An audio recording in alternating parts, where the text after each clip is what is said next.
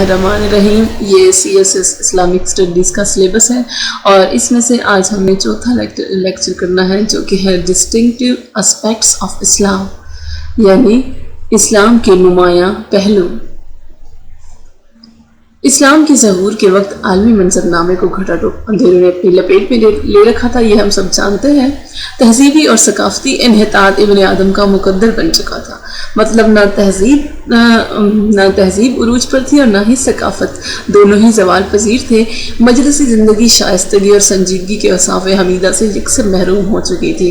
زوال آمدہ تہذیب کثر مسلط کی اتھاہ گہرائیوں میں دفن ہو رہی تھی۔ مصطفی انقلاب کا سورج طلوع ہوا صلی اللہ علیہ وسلم تو تہذیبی، ثقافتی اور مجلسی سطح پر بھی انقلاب آفرین تہذیب کا آغاز ہوا، کیونکہ صدیوں کی انسانی تہذیبی آرزو اب تعبیر آشنا ہو رہی تھی۔ جیسا کہ آرنولڈ جے ٹوائن بھی کہتے ہیں کہ یہودیت اور عیسائیت کی روشنی محمد صلی اللہ علیہ وسلم کی اخلاق روح میں یوں جمع ہو گئی کہ یہ ایک روحانی قوت میں بدل گئی جو ایک بلند تر مذہب یعنی اسلام کی صورت میں ظاہر ہوئی۔ آنے والے زمانے میں مسلمانوں نے بھی دعوت کے کام کو آگے بڑھایا اور دنیا کے دور دراز گوشوں میں ہدایت آسمانی کے نور کو پھیلایا، اور پوری دنیا میں دعوت کا یہ کام انفرادی اور اجتماعی دونوں سطحوں پر مطلوبہ نتائج حاصل کرنے لگا، اور دیکھتے ہی دیکھتے آدھی دنیا مسلمانوں سے بھر گئی۔ دنیا کے کچلے ہوئے انسانوں کے لیے اسلامی تعلیمات میں بڑی کشش تھی، وہ جوک در جوک دائرہ اسلام میں داخل ہونے لگے۔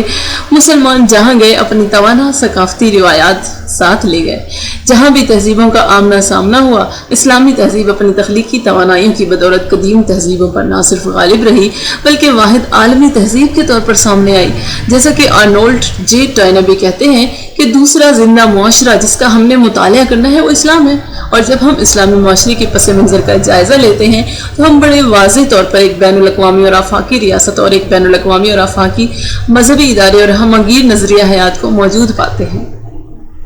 اب یہاں اسلامی تہذیب کے ان خصائص کو بیان کیا جاتا ہے جو سیرت الرسول صلی اللہ علیہ وسلم کی روشنی میں مرتب ہوئے اور آئندہ ایک نئی اور بے مثل تہذیب کی بنیاد بنے۔ اچھا، پہلا جو اس کا ڈسٹنکٹیو اسپیکٹ ہے یعنی کہ نمایاں پہلو ہے اسلام کا، وہ ہے عقیدہ توحید، جو کہ دوسرے کسی بھی مذہب میں کسی بھی دین میں نہیں ہے۔ اسلامی تہذیب و ثقافت کا اولین عنصر ترکیبی جو ہے وہ توحید ہے۔ توحید ہی وہ بنیادی تعلیم ہے جس کا ابلاغ اسلام کا اولین مقصد تھا۔ اگر اسلامی ثقافت کی ہمہ جہت نشو و نما اور عالمگیر ارتقاء کا جائزہ لیا جائے تو باوجود علاقائی، جغرافیائی، نسلی اور لسانیاتی تنوع کے جو عنصر ایک قدر مشترک کے طور پر موجود ہے وہ عقیدہ توحید ہے۔ یعنی جتنے بھی مسلمان ہیں اس وقت دنیا میں وہ سب عقیدہ توحید کی وجہ سے ایک ہیں، مسلم امہ۔ توحید ہی اسلامی تہذیب و ثقافت کی وہ قوت ہے جس کا مقابلہ کوئی بھی عقیدہ، آئیڈیالوجی یا نظام زندگی نہیں کر سکا اور نہ ہی کر سکتا ہے۔ اسلام میں توحید مجرد عقیدہ یا ایک تصور نہیں بلکہ یہ ایک زندہ اور حرکی تصور حیات ہے۔ یہ اسلامی تہذیب کی شجر طیبہ کی اصل ہے، یہ فرد اور ملت کی پیکر حیات کی روح ہے۔ جس طرح روح کے بغیر کوئی جسم زندگی کا حامل قرار نہیں دیا جا سکتا، اسی طرح توحید کے بغیر اسلامی معاشرے میں فرد و ملت بے جان ہو جاتے ہیں۔ توحید غیر اللہ کی نفی اور اللہ تعالیٰ کی الوہیت کی وحدانیت کے اقرار سے عبارت ہے۔ یہی لا اور اللہ اسلامی معاشرے کے افراد کے قلوب و اذہان سے ہر غیر اللہ کا نقش مٹاتے ہوئے اطاعت الہی کا داعیہ پیدا کرتے ہیں۔ اس سے انہیں وہ ایمانی قوت نصیب ہوتی ہے جس سے دل میں زندگی اور زندگی میں معنویت، وسعت اور آفاقیت جگہ پاتی ہے۔ اسلام سے قبل عقیدہ توحید شرک کی گناہ گو صورتوں کی وجہ سے بگاڑ کا شکار ہو گیا۔ اسلام نے عقیدہ توحید کی ان تمام خرابیوں کا خاتمہ کیا جو اسلام سے پہلے کے مذاہب اور مذہب کے دور مابین پیدا ہو چکی تھی۔ قرآن حکیم نے عقیدہ توحید کی مختلف جہات کو پوری شرط و بست سے بیان کر دیا ہے، تاہم سورہ اخلاص عقیدہ توحید کا ایک ایسا جامع بیان ہے کہ اس میں عقیدہ توحید کی تفصیلات کے ساتھ ساتھ ان مغالطوں کا ازالہ بھی کر دیا گیا ہے جن کا شکار انسانی شعور آغاز اسلام کے وقت تھا۔ قل هو اللہ احد اللہ الصمد لم یلد ولم یولد ولم یکن له کفوا احد۔ اے نبی مکرم صلی اللہ علیہ وسلم، آپ فرما دیجئے وہ اللہ ہے جو یکتا ہے، اللہ سب سے بے نیاز، سب کی پناہ اور سب سے فائق ہے، نہ اس سے کوئی پیدا ہوا ہے اور نہ ہی وہ پیدا کیا گیا ہے، وہ نہ ہی اس کا کوئی ہمسر ہے اور نہ ہی اس کا کوئی ہمسر ہے۔ توحید کے اسلامی معاشرے پر اثرات اتنے عالمگیر اور گہرے ہیں کہ اغیار بھی اس کا اعتراف کیے بغیر نہیں رہ سکے۔ جیسا کہ محمد صلی اللہ علیہ وسلم کے زمانے میں رومی سلطنت کی زندگی کی دو خصوصیات بہت ہی اہم ہیں جن سے ایک عام عربی ذہن بہت گہرا اثر لے سکتا تھا، کیونکہ عرب میں یہ دو خصوصیات موجود نہ ہونے کی وجہ سے بہت ہی زیادہ قابل توجہ تھی۔ ان خصوصیات میں سے پہلی توحید پر مبنی مذہب تھا اور دوسری قانون اور حکومت کا نظم و نسق تھا۔ محمد صلی اللہ علیہ وسلم کی زندگی بھر کی جد و جہد ان عناصر کو، جو روم کی سماجی زندگی کے بنیادی عناصر تھے، انہیں عرب میں مقامی حالات میں ڈھالنے اور انہیں عرب کے توحید پر مبنی مذہب اور ایک ہی آقا کے ماتحت عرب کی سلطنت کی تشکیل میں اسلام استعمال کرنے پر مبنی ہے۔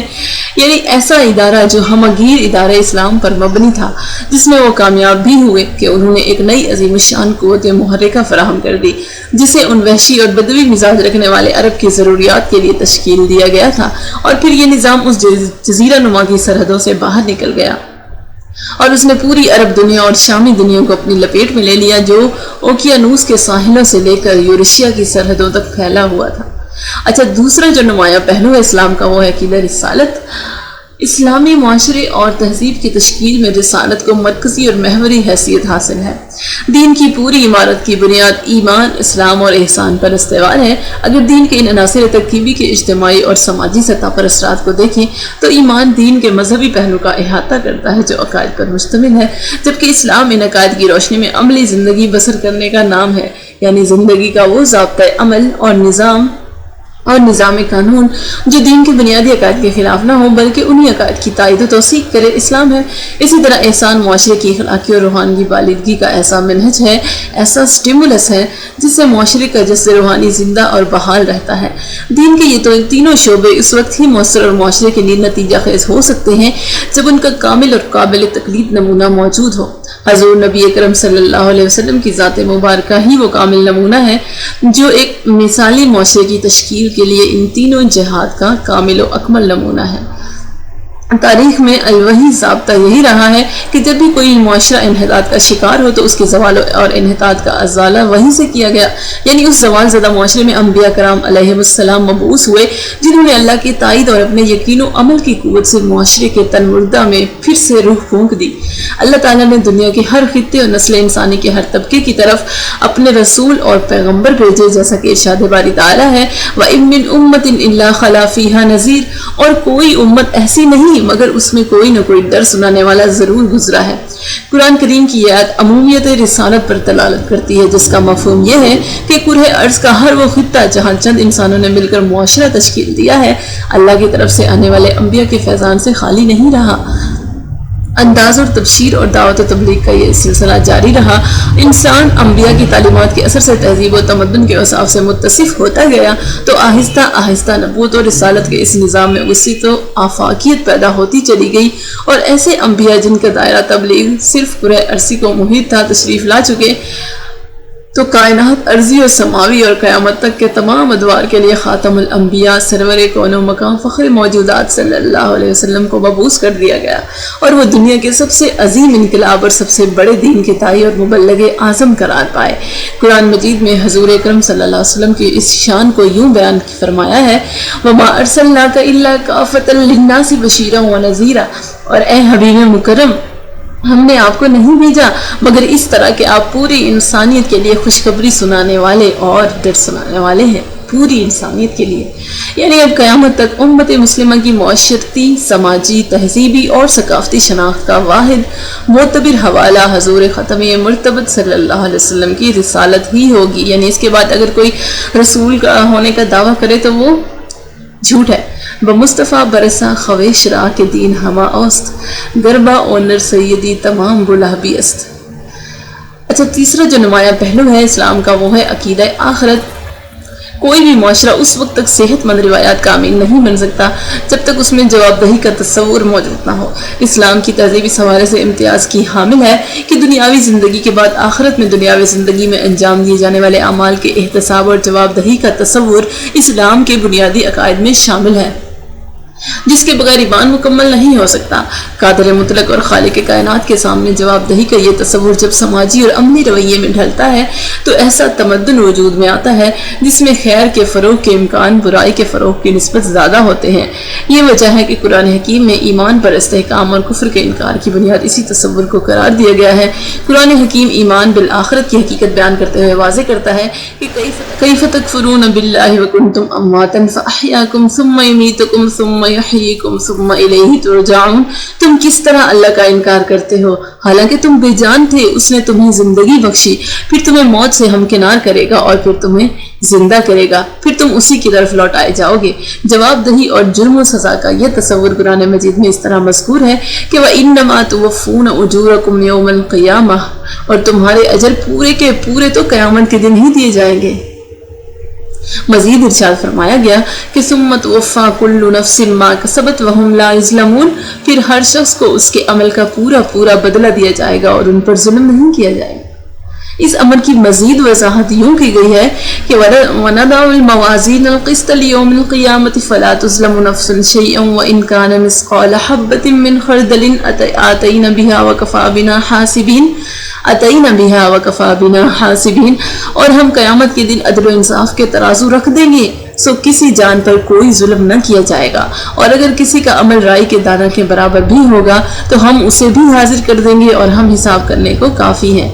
بالآخر جزا و سزا کی آخری صورت یوں دکھائی جائے گی کہ وَأُزْلِفَتِ الْجَنَّةُ لِلْمُتَّقِينَ وَبُرِّزَتِ الْجَحِيمُ لِلْغَاوِينَ، اور اس دن جنت پرہیزگاروں کے قریب کر دی جائے گی اور دوزخ گمراہوں کے سامنے ظاہر کر دی جائے گی۔ عقیدہ آخرت کے سلسلے میں ان بنیادی اجزاء پر کامل یقین رکھنا ایمان کی بنیادی شرط ہے جس سے انسان کی سماجی اور معاشرتی زندگی براہ راست متاثر ہوتی ہے۔ اگر افراد معاشرہ اس عقیدے کو ایک زندہ حقیقت کے طور پر مستحضر رکھیں۔ اچھا، چوتھا جو اس کا ہے وہ نمایاں پہلو اسلام کا، وہ ہے احترام رسالت مآب صلی اللہ علیہ وسلم، یعنی حضور اکرم صلی اللہ علیہ وسلم کا احترام۔ اسلامی معاشرے کا نمایاں ترین وصف یہ ہے کہ اس میں حضور نبی اکرم صلی اللہ علیہ وسلم کو مرکز و محور کی حیثیت حاصل ہے۔ امت مسلمہ کی شناخت نسبت رسالت مآب صلی اللہ علیہ وسلم سے ہی وابستہ ہے۔ قرآن حکیم میں اس پہلو پر کئی مقامات پر زور دیا گیا ہے کہ یا ایھا الذین آمنوا لا ترفعوا اصواتکم فوق صوت النبی ولا تجہروا له بالقول کجہر بعضکم لبعض ان تحبط اعمالکم وانتم لا تشعرون، اے ایمان والو تم اپنی آوازوں کو نبی مکرم صلی اللہ علیہ وسلم کی آواز سے بلند مت کیا کرو، اور ان کے ساتھ اس طرح بلند آواز سے بات بھی نہ کیا کرو جیسے تم ایک دوسرے سے بلند آواز کے ساتھ کرتے ہو۔ ایسا نہ ہو کہ تمہارے سارے اعمال ہی ایمان سمیت غارت ہو جائے اور تمہیں ایمان اور اعمال کے برباد ہو جانے کا شعور تک بھی نہ ہو۔ ان الذين يغضون اصواتهم عند رسول الله اولئك الذين امتحن الله قلوبهم للتقوى لهم مغفرة واجر عظيم، بے شک جو لوگ رسول صلی اللہ علیہ وسلم کی بارگاہ میں ادب و نیاز کے باعث اپنی آوازوں کو پست رکھتے ہیں، یہی وہ لوگ ہیں جن کے دلوں کو اللہ نے تقوی کے لیے چن کر خالص کر دیا ہے، انہی کے لیے بخشش اور ہے اور اجر عظیم ہے۔ یا ایھا الذین آمنوا لا تدخلوا بیوتا غیر بیوتکم حتی تستأنسوا وتسلموا علی اہلها ذلکم خیر لکم لعلکم تذکرون، اے ایمان والو اپنے گھروں کے سوا دوسرے گھروں میں داخل نہ ہوا کرو یہاں تک کہ تم ان سے اجازت لے لو، اور ان کے رہنے والوں کو داخل ہوتے ہی سلام کہا کرو، یہ تمہارے لیے بہتر نصیحت ہے تاکہ تم اس کی حکمتوں پر غور کرو۔ یا ایھا الذین آمنوا لا تدخلوا بیوت النبی الا ان یؤذن لکم الی طعام غیر ناظرین اناہ ولکن اذا دعیتم فادخلوا فاذا طعمتم فانتشروا ولا مستانسین لحدیث ان ذلکم کان یؤذی النبی فیستحیی منکم واللہ لا یستحیی من الحق واذا سألتموہن متاعا فاسألوہن من وراء حجاب ذلکم اطہر لقلوبکم وقلوبہن وما کان لکم ان تؤذوا رسول اللہ ولا ان تنکحوا ازواجہ من بعدہ ابدا ان ذالکم کان عند اللہ عظیما، اے ایمان والو نبی مکرم صلی اللہ علیہ وسلم کے گھروں میں داخل نہ ہوا کرو سوائے اس کے کہ تمہیں کھانے کی اجازت دی جائے، پھر وقت سے پہلے پہنچ کر کھانا پکنے کا انتظار کرنے والا نہ بنا کرو، ہاں جب تمہیں بلائے جاؤ تو اس وقت اندر آیا کرو، پھر جب کھانا کھا چکو تو وہاں سے اٹھ کر فوراً منتشر ہو جایا کرو، اور وہاں باتوں میں دل لگا کر بیٹھے رہنے والے نہ بنو۔ یقیناً تمہارا ایسے دیر تک بیٹھے رہنا نبی اکرم کو تکلیف دیتا ہے، اور وہ تم سے اٹھ کر جانے کا کہتے ہوئے شرماتے ہیں، اور اللہ حق بات کہنے سے نہیں شرماتا۔ اور جب تم ان ازواج مطہرات سے کوئی سامان مانگو تو ان سے پس پردہ پوچھا کرو۔ یہ ادب تمہارے دلوں کے لیے اور ان کے دلوں کے لیے بڑی طہارت کا سبب ہے، اور تمہارے لیے ہرگز جائز نہیں کہ رسول صلی اللہ علیہ وسلم کو تکلیف پہنچاؤ، اور نہ یہ جائز ہے کہ تم ان کے بعد ابد تک ان کی ازواج مطہرات سے نکاح کرو، بے شک یہ اللہ کے نزدیک بہت بڑا گناہ ہے۔ پانچواں جو اسلام کا نمایاں پہلو ہے وہ ہے انسانی مساوات، یعنی تمام انسان برابر ہیں، چاہے کوئی کالا گورا، چھوٹا بڑا، لمبا چھوٹا کوئی بھی ہو۔ مساوات اسلامی معاشرے کی ایک لازمی قدر ہے۔ حضور نبی اکرم صلی اللہ علیہ وسلم کا دور مبارک تاریخ انسانی کے روشن دنوں کا امین ہے۔ زمین پر عدل کی حکمرانی قائم ہوئی تو ارشاد ہوا، اگر محمد صلی اللہ علیہ وسلم کی بیٹی فاطمہ بھی چوری کرے گی تو اس کے بھی ہاتھ کاٹ دیے جائیں گے۔ یہ صحیح بخاری میں کہا گیا ہے، اور صحیح مسلم میں بھی، ابو داؤد میں بھی۔ اچھا، عدل و انصاف اور مساوات کا یہ حال تھا کہ حکمران وقت امیر المومنین سیدنا ابو بکر رضی اللہ عنہ جیسے شریف و نجیب اور قریشی نسل ایک غلام کے بیٹے اسامہ کے گھوڑے کی رکاب تھامے ساتھ ساتھ پیدل چلتے ہوئے نظر آتے ہیں۔ عمر فاروق رضی اللہ عنہ جیسے نڈر و بے باک خلیفہ بلال حبشی رضی اللہ عنہ کو سیدنا کہہ کر پکارتے ہوئے نظر آتے ہیں۔ حضور نبی اکرم صلی اللہ علیہ وسلم کی عطا کردہ تعلیمات کا ذکر تھا کہ آپ صلی اللہ علیہ وسلم کی صحبت، اخلاق حسنہ، نشست و برخاست، بود و باش اور شب و روز نے ایک ایسا انقلاب برپا کیا کہ آپ صلی اللہ علیہ وسلم کی ہم نشینی کا اعزاز حاصل کرنے والا شخص شرف انسانیت کا مظہر تھا۔ چھٹا جو اسلام کا نمایاں پہلو ہے وہ ہے امن و سلامتی۔ حضور نبی اکرم صلی اللہ علیہ وسلم پیغمبر امن بن کر دنیا میں مبعوث ہوئے۔ عہد رسالت میں آپ صلی اللہ علیہ وسلم کسی بھی حوالے سے جائزہ لیا جائے، ہم اس نتیجے پر پہنچتے ہیں کہ حضور نبی اکرم صلی اللہ علیہ وسلم کی انقلابی جد و جہد کے بعد جزیرہ نمائے عرب میں ہی امن قائم نہیں ہوا، بلکہ پوری نسل انسانی کو سکون اور اطمینان کی چادر عطا ہوئی۔ یہ ایک ایسا انقلاب تھا جس میں نسلی عصبیت کا پیکر انسان دوسروں کی جان و مال کا محافظ بن گیا، ظلم و استبداد سے اقوام کے گلے میں غلامی کا طوق ڈالنے والا دوسروں کی آزادی کا علم بردار بن گیا، دوسروں کی عزت و آبرو سے کھیلنے والا انہی کی عفت و عصمت کا رکھوالا بن گیا۔ الغرض قرآن اور صاحب قرآن صلی اللہ علیہ وسلم کی تعلیمات کے نور سے سارے کا سارا معاشرہ امن کا گہوارہ بن گیا، اور دیگر اقوام امن کی خیرات لینے کے لیے اسلام کی طرف رجوع کرنے لگی۔ آخر کار اسلامی تہذیب و تمدن اور نظام حیات کی برکات سے اندھیرے چھڑنے لگے۔ اسلام نے اقلیتوں کو بھی سلامتی عطا کی، اور اپنے دور عروج میں باوجود ایک غالب تہذیب ہونے کے ان پر کسی بھی نوعیت کی جبر کی اجازت نہ دی۔ فلپ جے ایڈلر رینڈل ایل کہتے ہیں کہ عیسائیت میں پھیلے ہوئے خیالات کے بالکل برعکس اسلام مذہب کی تبدیلی کے لیے جبر نہیں کرتا، مزید برآں اسلام نے انسانی وقار پر کسی دوسری وابستگی کی برتری کی نفی کی۔ مسلم معاشرے میں دوسری جگہ وہ کہتے ہیں کہ مسلم دنیا میں معاشرے کے ایک متعین سماجی ڈھانچے کی تشکیل کا نام ہے۔ بنو امیہ کے زمانے میں قدیم بدوی قبائل کے جانشین سر فہرست تھے، جن کی جگہ دوسرے مذاہب کے اسلام قبول کرنے والے موالی نے لے لی۔ جب عباسیوں نے اقتدار سنبھالا تو یہ امتیاز بھی ختم ہو گیا۔ اسلام کی اسی عالی ظرفی اور انسانیت نوازی نے اسے تمام طبقات کے لیے قابل قبول بنا دیا گیا تھا۔ ان غیر عرب لوگوں کے اسلام قبول کرنے نے اسلام کو ایک بلند تر آفاقی اور کثیر نسلی مذہب اور تہذیب میں بدل دیا۔ امن و سلامتی کے سلسلے میں مسلمانوں کا نصب العین وقت یہ نہیں تھا کہ وہ طاقتور قوم اور سب سے مضبوط گروہ ہوں، کیونکہ یہ بات انسان کے ذہن میں گھمنڈ اور نخوت و تکبر پیدا کرتی ہے، اور انسانیت کی امن و سلامتی اور مساوات و اخوت کے منافی ہے، بلکہ مسلمانوں کا مقصد اخلاقی اور معنوی محاسن کا حصول ہے۔ جس جماعت کا نصب العین یہ ہوگا وہ سب سے اچھی اور نیک جماعت ہوگی، اور وہ طاقت کے غرور اور قومی تفاخر کے مفاسد سے آلودہ نہیں ہو سکتی۔ حضور نبی اکرم صلی اللہ علیہ وسلم نے یہ امر مسلمانوں کے کردار کے لازمی جزو کے طور پر بیان فرمایا کہ وہ سراپا امن و سلامتی ہوتا ہے۔ مسلمان وہ ہیں جس کے ہاتھ اور زبان سے دوسرے مسلمان محفوظ رہیں۔ صحیح بخاری اور صحیح مسلم میں یہ کہا گیا ہے۔ اسی طرح دوسری جگہ حضور نبی اکرم صلی اللہ علیہ وسلم فرماتے ہیں کہ حضرت مروان بن حکم رضی اللہ عنہ سے روایت ہے کہ انہیں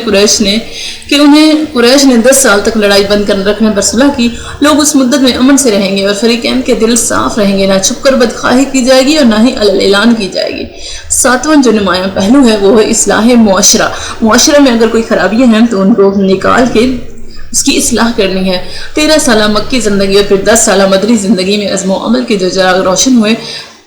ان کی روشنی نے زندگی کے ہر گوشے کو بقع نور بنا دیا۔ حضور نبی اکرم صلی اللہ علیہ وسلم کے زمانے میں جو مثالی معاشرہ قائم ہوا اس کی نظیر تاریخ انسانی میں نہیں ملتی۔ حضور نبی اکرم صلی اللہ علیہ وسلم کی تشریف آوری سے قبل کوئی خرابی ایسے نتیجے دنیا میں پائی نہ جاتی ہو۔ سارا معاشرہ کلی بگاڑ کا شکار تھا، ہر طرف فتنہ و فساد اور افراتفری تھی، چین اور سکون لٹ چکا تھا۔ آخر کار اللہ رب العزت کی رحمت جوش میں آئی اور اس نے معاشرے کی صلاح و تطہیر کے لیے اپنا آخری نبی صلی اللہ علیہ وسلم دنیا میں بھیجا، جس نے بہت ہی قلیل عرصے میں اس بگڑے ہوئے معاشرے کی اصلاح احسن طریقے سے فرمائی، زندگی کے ہر شعبے کی خرابیوں کو درست کیا اور معاشرے کا کوئی پہلو ایسا نہ رہا جس تک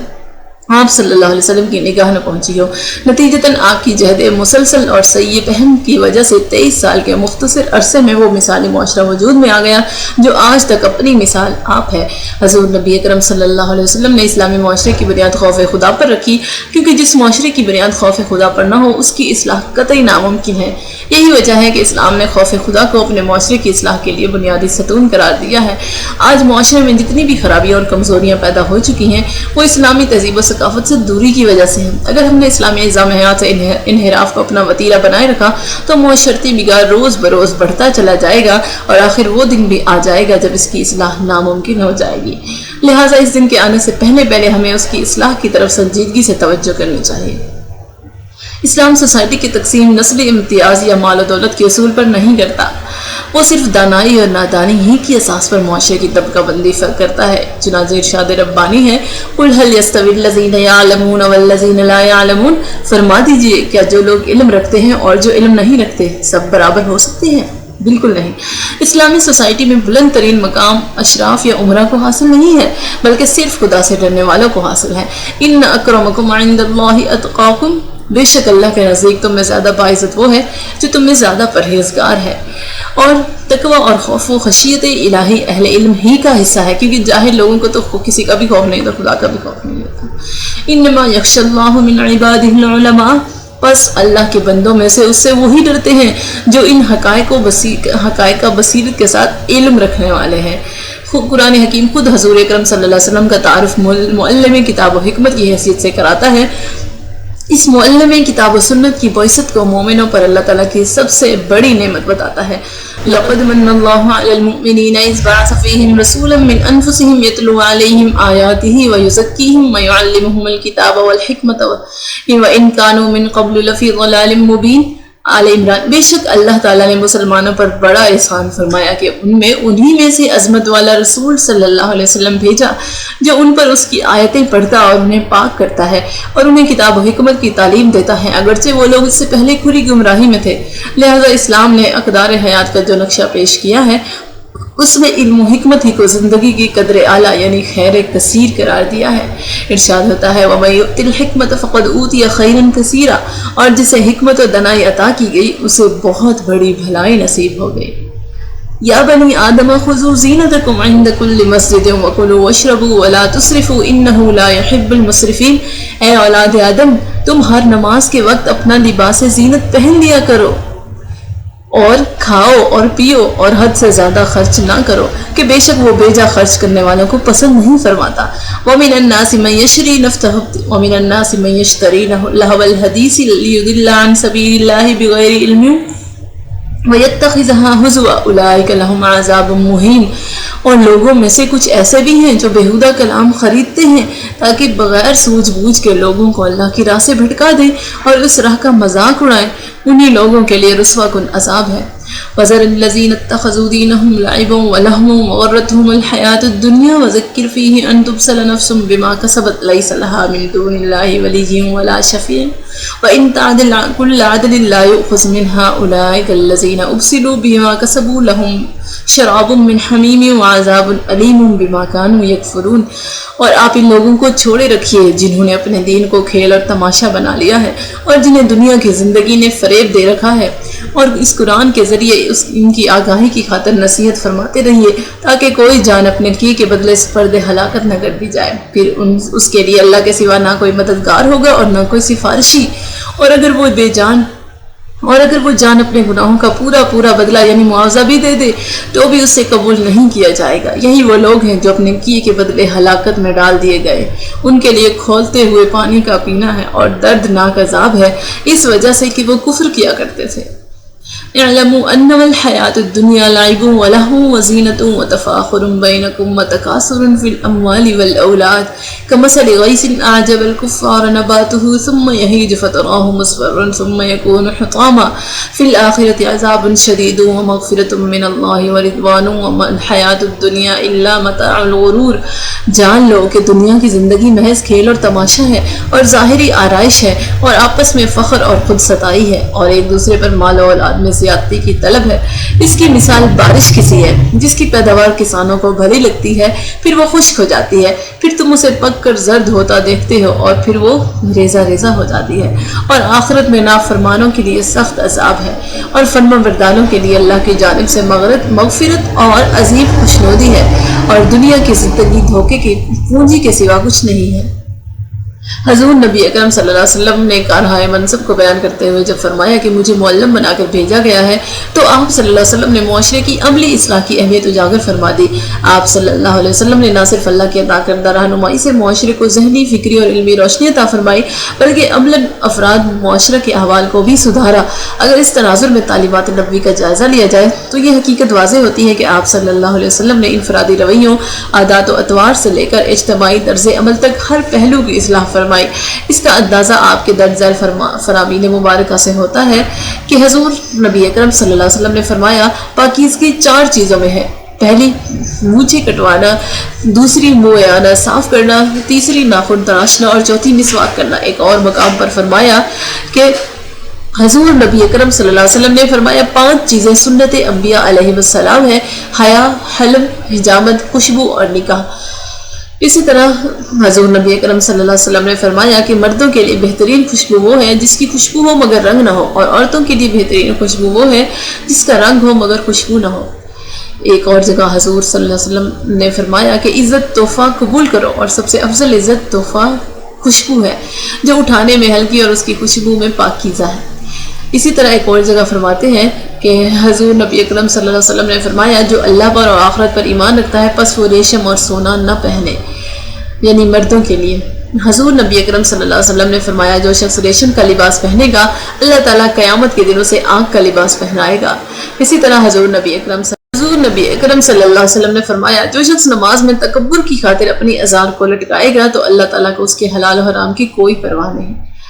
حضرت معاویہ بن حیدہ سے روایت ہے کہ میں نے حضور نبی اکرم صلی اللہ علیہ وسلم سے عرض کیا یا رسول اللہ ہم اپنے ستر کو کس سے چھپائیں اور کس سے نہ چھپائیں؟ آپ صلی اللہ علیہ وسلم نے فرمایا اپنی بیوی اور اپنی لونڈی کے سوا سب سے چھپاؤ۔ اسی طرح حضور نبی اکرم صلی اللہ علیہ وسلم نے فرمایا جو شخص نیا لباس پہن کر یہ دعا پڑھے تمام تعریفیں اللہ کے لیے ہیں جس نے مجھے لباس پہنایا کہ میں اس سے اپنا ستر ڈھانپتا ہوں اور زندگی میں اس سے زینت حاصل کرتا ہوں، اور پرانے کپڑے صدقہ کر دے وہ زندگی بھر اور مرنے کے بعد بھی اللہ تعالیٰ کی حمایت و حفاظت اور پردے میں رہے گا۔ حضور نبی اکرم صلی اللہ علیہ وسلم نے فرمایا سفید کپڑے پہنا کرو کیونکہ وہ تمہارے تمام کپڑوں میں سب سے بہتر ہیں، اور اسی کا اپنے مردے کو کفن دیا کرو، اور وہ تمہارے سرموں میں سب سے بہتر اسمد ہے جو بینائی کو چمکاتا اور پلکوں کو اگاتا ہے۔ حضور نبی اکرم صلی اللہ علیہ وسلم نے 2 لباسوں کو سے منع فرمایا جو خوبصورتی میں مشہور ہوں اور جو بدصورتی میں مشہور ہوں، یعنی درمیانہ لباس پہنو۔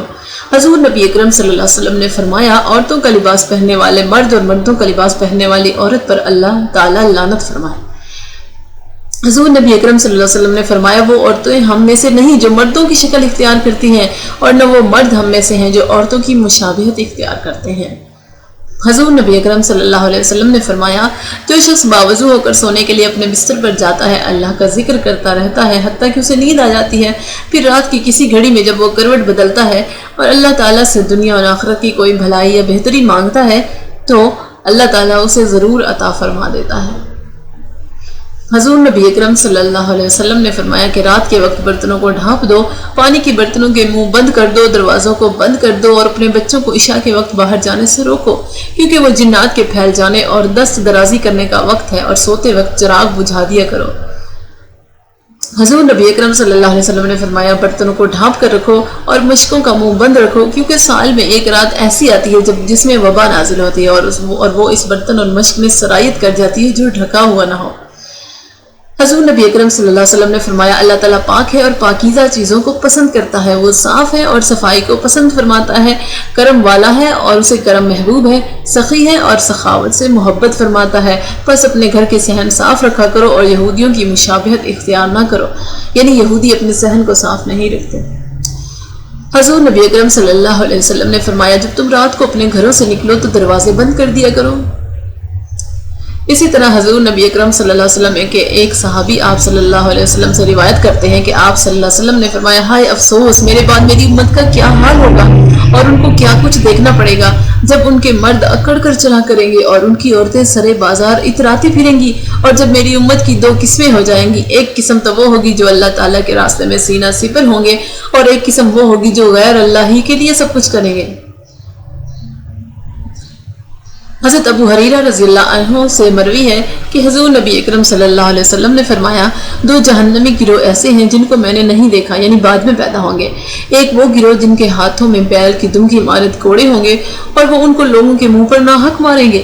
دو وہ عورتیں جو کہنے کو تو لباس پہنے ہوئے ہوں گی لیکن در حقیقت برہنہ ہوں گی، لوگوں کو اپنے جسم کی نمائش اور لباس کی زیبائش سے اپنی طرف مائل کریں گی اور خود بھی مردوں سے اختلاط کی طرف مائل ہوں گی۔ ان کے سر فیشن کی وجہ سے بختی اونٹ کے کوہان جیسے ہوں گے۔ یہ عورتیں نہ تو جنت میں داخل ہوں گی اور نہ ہی جنت کی خوشبو ان کو نصیب ہوگی، حالانکہ جنت کی خوشبو دور دور سے آ رہی ہوگی۔ حضرت ابو ہریرہ رضی اللہ عنہ حضور نبی اکرم صلی اللہ علیہ وسلم سے روایت کرتے ہیں کہ آپ صلی اللہ علیہ وسلم نے فرمایا آخری زمانے میں میری امت کے کچھ لوگ بندر اور خنزیر کی شکل میں مسخ ہو جائیں گے۔ صحابہ کرام رضی اللہ عنہم نے عرض کیا یا رسول اللہ کیا وہ توحید و رسالت کا اقرار کرتے ہوں گے اور روزے بھی رکھتے ہوں گے؟ فرمایا ہاں۔ صحابہ کرام رضی اللہ عنہم نے عرض کیا یا رسول اللہ پھر ان کا یہ حال کیوں ہوگا؟ فرمایا وہ آلات موسیقی، رقاصہ عورتوں اور طبلہ و سارنگی وغیرہ کے رسیاں ہوں گے اور شرابیں پیا کریں گے، بالآخر وہ ایک رات مصروف لہو و لعب رہیں گے اور جب صبح ہوگی تو بندر اور خنزیر کی شکل میں مسخ ہو چکے ہوں گے۔ حضرت ابن عمر رضی اللہ عنہ سے روایت ہے کہ حضور نبی اکرم صلی اللہ علیہ وسلم نے ارشاد فرمایا اللہ تعالیٰ جب کسی بندے کی ہلاکت کا فیصلہ فرماتا ہے تو سب سے پہلے اسے شرم و حیا چھین لیتا ہے، اور جب اسے حیا جاتی رہی تو تم اس کی بے حیائیوں کی وجہ سے اسے شدید مبغوض اور قابل نفرت پاؤ گے، اور جب اس کی یہ حالت ہو جائے تو اسے امانت بھی چھین لی جاتی ہے، اور جب اسے امانت چھن جائے تو تم اس کی بددیانتی کی وجہ سے اسے نیرا خائن اور دھوکے باز پاؤ گے، اور جب اس کی حالت یہاں تک پہنچ جائے تو اسے رحمت بھی چھین لی جاتی ہے، اور جب رحمت چھن جائے تو تم اسے بے رحمی کی وجہ سے مردود و ملعون پاؤ گے، اور جب وہ اس مقام پر پہنچ جائے تو اس کی گردن سے اسلام کا پٹا نکال دیا جاتا ہے اور اسے اسلام سے آر آنے لگتی ہے۔ اور آٹھواں جو ہمارا اسلام کا نمایاں پہلو ہے وہ ہے نظام حکمرانی کی اصلاح۔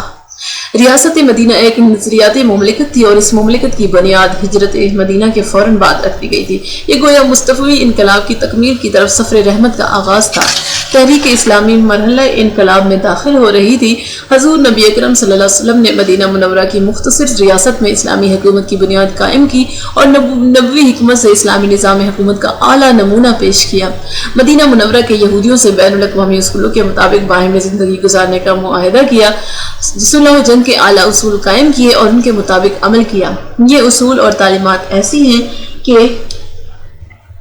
آج بھی دنیا کی مشکلات کا مداوع کر سکتی ہیں۔ جو سیاست اور حکمت عملی آپ صلی اللہ علیہ وسلم نے اپنائی تھی اس کے بنیادی اصول آج بھی اسی طرح قابل عمل ہیں جس طرح دور نبوی اور مسلمانوں کے ابتدائی دور میں عملی طور پر کامیاب ثابت ہوئے تھے۔ شروع میں جب اسلامی حکومت مدینہ منورہ اور اس کے گرد و نواح تک محدود تھی، تمام انتظامی اور سیاسی معاملات آپ صلی اللہ علیہ وسلم خود طے کرتے تھے۔ فتح مکہ کے بعد جب تمام اہل عرب مسلمان ہو گئے اور اسلامی ریاست کی حدود پھیل گئیں تو آپ صلی اللہ علیہ وسلم نے ہر علاقے کے الگ الگ حاکم مقرر کر دی، جیسا کہ مکہ معظمہ، عمان، بحرین، تیمہ اور یمن کے مختلف حصوں کے حکام مقرر کیے گئے۔ جزیرہ نما عرب چونکہ سب سے زیادہ آباد اور وسیع علاقہ تھا اور اس کا قدیم تہذیب و تمدن بھی مشہور تھا، اس کے علاوہ تجارتی شاہراہ پر واقع ہونے کی وجہ سے اس کا تجارتی کاروبار بھی ترقی پذیر تھا۔ زراعت اور صنعت و حرفت کے لحاظ سے بھی اس کی اہمیت تھی، اسی لیے حضور نبی اکرم صلی اللہ علیہ وسلم نے اس کے نظم و نسق، نظام سلطنت اور حکام کے تقرر پر خاص توجہ فرمائی۔ مدینہ منورہ کے نظام تہذیب و ثقافت کی ایک خصوصیت یہ بھی ہے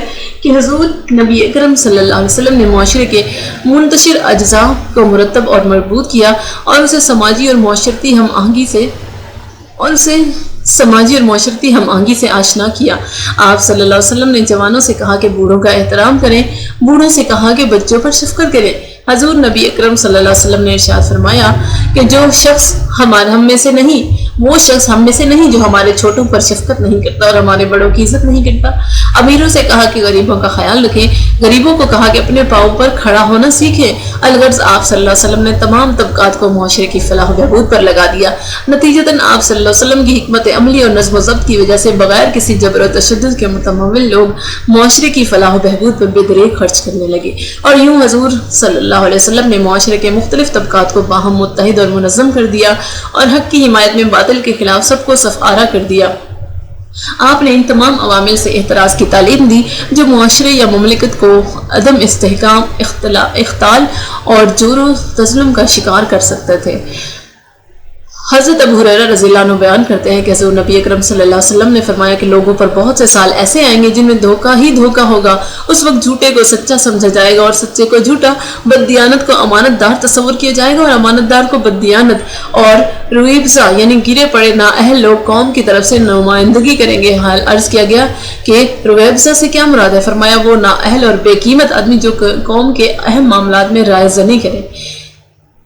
اسی طرح حضرت ام سلمہ رضی اللہ عنہ سے روایت ہے کہ انہوں نے حضور نبی اکرم صلی اللہ علیہ وسلم کو فرماتے ہوئے سنا کہ لوگوں پر ایسا زمانہ بھی آئے گا کہ سچوں کو جھوٹا اور جھوٹوں کو سچا کہا جائے گا، اور خیانت پیشہ لوگوں کو امانت دار اور امانت دار لوگوں کو خیانت پیشہ بتلایا جائے گا۔ بغیر طلب کیے لوگ گواہیاں دیں گے اور بغیر حلف اٹھائے جائیں گے، اور کمینہ ابن کمینہ دنیاوی اعتبار سے سب سے زیادہ خوش نصیب ہوگا جس کا نہ اللہ پر ایمان ہوگا نہ اس کے رسول صلی اللہ علیہ وسلم پر۔ حضور نبی اکرم صلی اللہ علیہ وسلم نے اپنی تعلیمات اور عملی اقدام کے ذریعے اسلامی تہذیب کو فروغ پذیری کا منہج اور سمت عطا کی،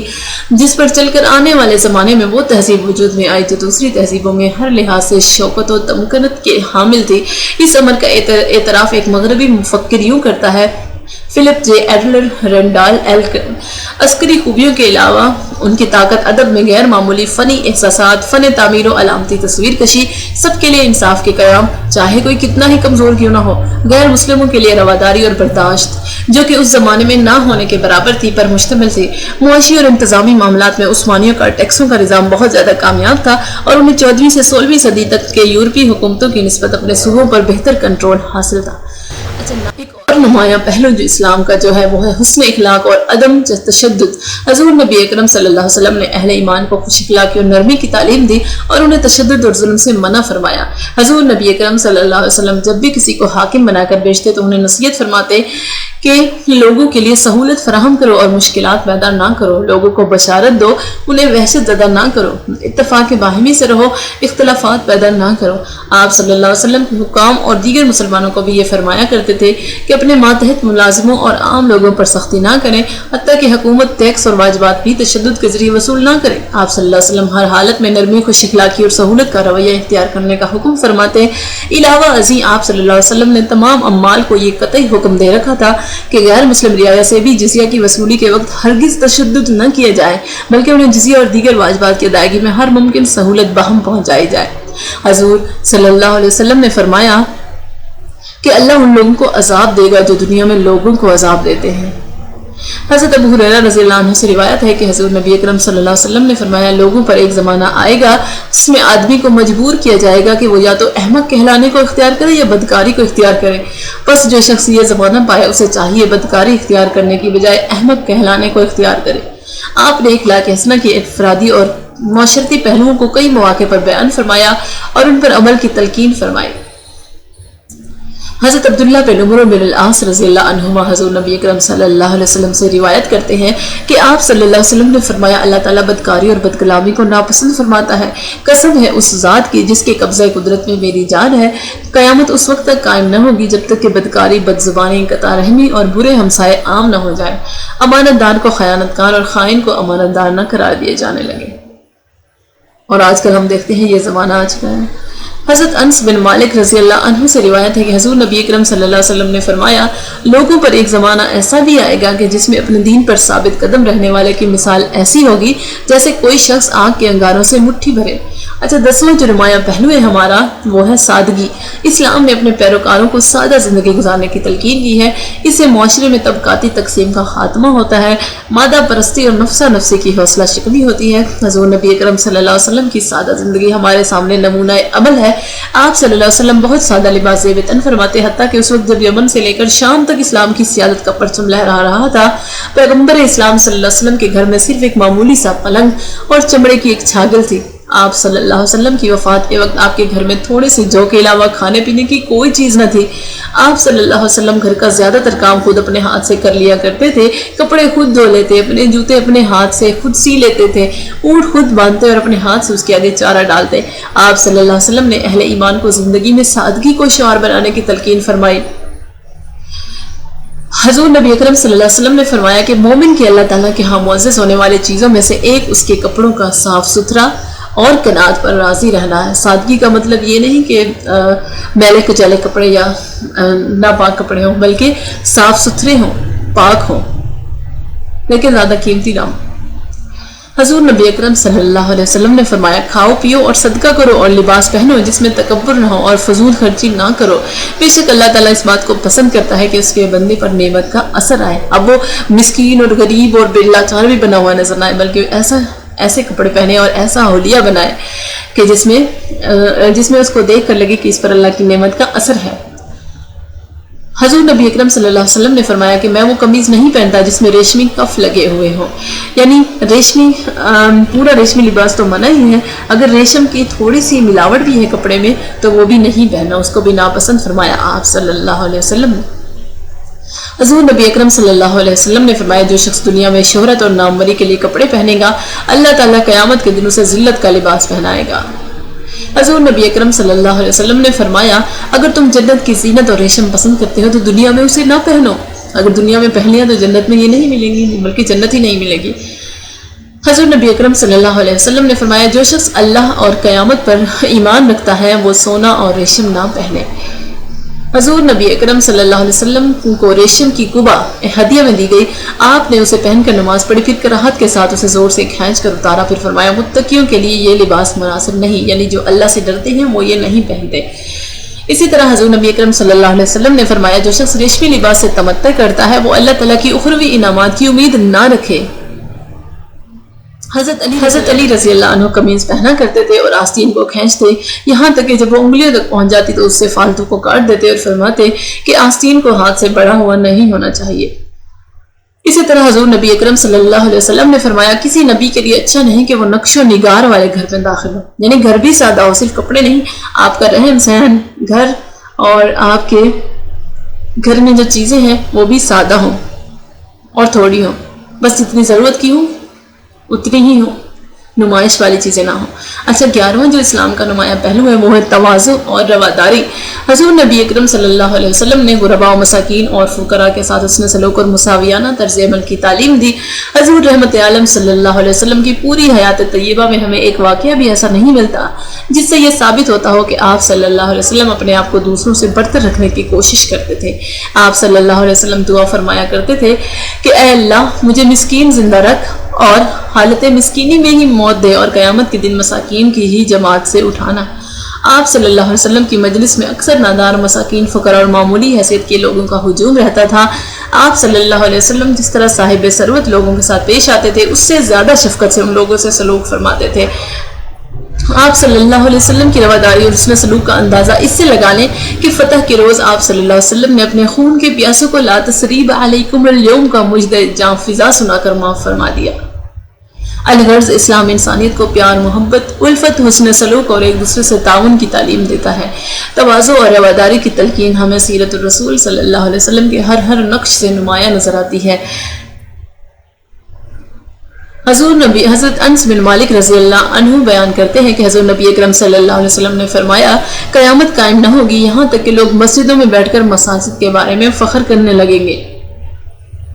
یعنی مسجد کے اصل مقصد کو بھول جائیں گے۔ اسلام کے اس اعلیٰ وصف کا اعتراف کرتے ہوئے ایک مغربی مفکر آرنولڈ جے ڈائنابی لکھتا ہے کہ محمد صلی اللہ علیہ وسلم نے مذہبی رواداری کا درس دیا یہودیوں اور عیسائیوں کے لیے، جنہوں نے بھی اس کے سامنے سیاسی طور پر اتحاد کو قبول کیا۔ انہوں نے یہ حکم واضح طور پر اس بنیاد پر جاری کیا کہ یہ دونوں غیر مسلم طبقات مسلمانوں ہی کی طرح اہل کتاب ہیں۔ یہ رواداری والی روح ہی کی اہمیت تھی جس نے ابتدائی اسلام کو بہت زندگی عطا کی، گو کہ پیغمبر صلی اللہ علیہ وسلم کی طرف سے خود بہت واضح طور پر اس کے لیے ہدایات موجود نہ تھی۔ بعد میں اس طرح کی رواداری کا طرز عمل مسلم حکمرانوں کے ماتحت زرتشتیوں کے لیے بھی رکھا گیا۔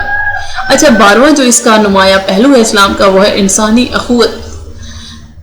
یعنی تمام انسان برابر ہیں۔ اسلام نے اپنی آمد کے بعد انسانیت کی منتشر صفوں میں اتحاد و الفت اور اخوت کی روح پیدا کر دی، ایک دوسرے کے جانے دشمنوں کو بھائی بھائی بنا دیا، عداوت، حسد، کینہ اور بغض کا خاتمہ کر دیا۔ قرآن تو ساری دنیا کے اہل کتاب کو دعوت و اتحاد دیتے ہوئے کہتا ہے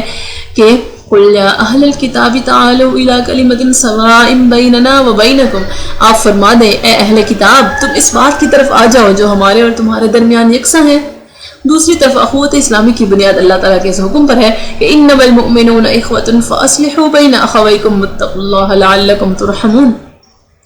بات یہی ہے کہ سب اہل ایمان آپس میں بھائی ہیں، سو تم اپنے دو بھائیوں کے درمیان صلح کرایا کرو اور اللہ سے ڈرتے رہو تاکہ تم پر رحم کیے جائے۔ ان آیات مقدسہ سے ظاہر ہوتا ہے کہ اسلام امن و آتشی کا دین ہے جو چہار دانگ عالم میں اتحاد و اتفاق کے پرچم بلند کر کے پوری دنیا انسانیت کو وحدت کی لڑی میں پرونا چاہتا ہے۔ وَلَا تَمْشِ فِي الْأَرْضِ مَرَحًا إِنَّكَ لَن تَخْرِقَ الْأَرْضَ وَلَن تَبْلُغَ الْجِبَالَ طُولًا، اور زمین میں اکڑ کر مت چل، بے شک تو زمین کو اپنی رعونت کے زور سے ہرگز چیر نہیں سکتا اور نہ ہی ہرگز تو بلندی میں پہاڑوں کو پہنچ سکتا، تو جو کچھ ہے وہی رہے گا۔ حضور نبی اکرم صلی اللہ علیہ وسلم نے اپنے فرامین مبارکہ کے ساتھ بھی اس امر کی تلقین فرمائی کہ ابراہیم بن عبد الرحمن بن عوف کہتے ہیں کہ جب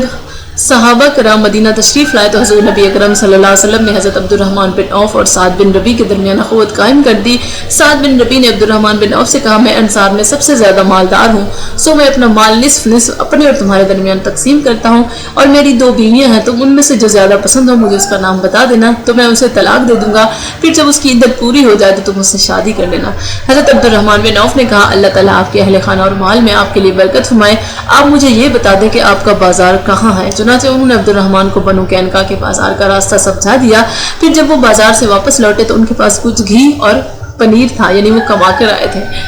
حضرت عبداللہ بن عباس رضی اللہ عنہما سے روایت ہے کہ حضور نبی اکرم صلی اللہ علیہ وسلم نے فرمایا تو اپنے بھائی سے جھگڑا نہ کرنا اور عزت نفس کو مجروح کرنے والا اس کے ساتھ مزاح نہ کرنا، یعنی مزاح میں بھی دوسرے کی بے عزتی نہ ہوتی اور اس کے ساتھ کوئی ایسا وعدہ نہ کرنا جس کو تو نبھا نہ سکے۔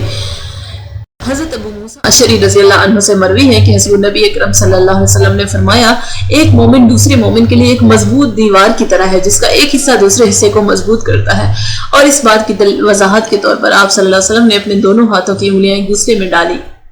تیسرا جو نمایاں پہلو ہے وہ ہے خواتین کا احترام۔ ہمیں پتہ ہے کہ قبل از اسلام عورت کو مال و جائیداد میں حصہ دار نہیں بنایا جاتا تھا۔ اسلام نے تاریخ انسانی میں پہلی مرتبہ عورت کو وراثت میں شامل کیا۔ قرآن میں ارشاد ہے کہ وَلَهُنَّ مِثْلُ الَّذِي عَلَيْهِنَّ بِالْمَعْرُوفِ،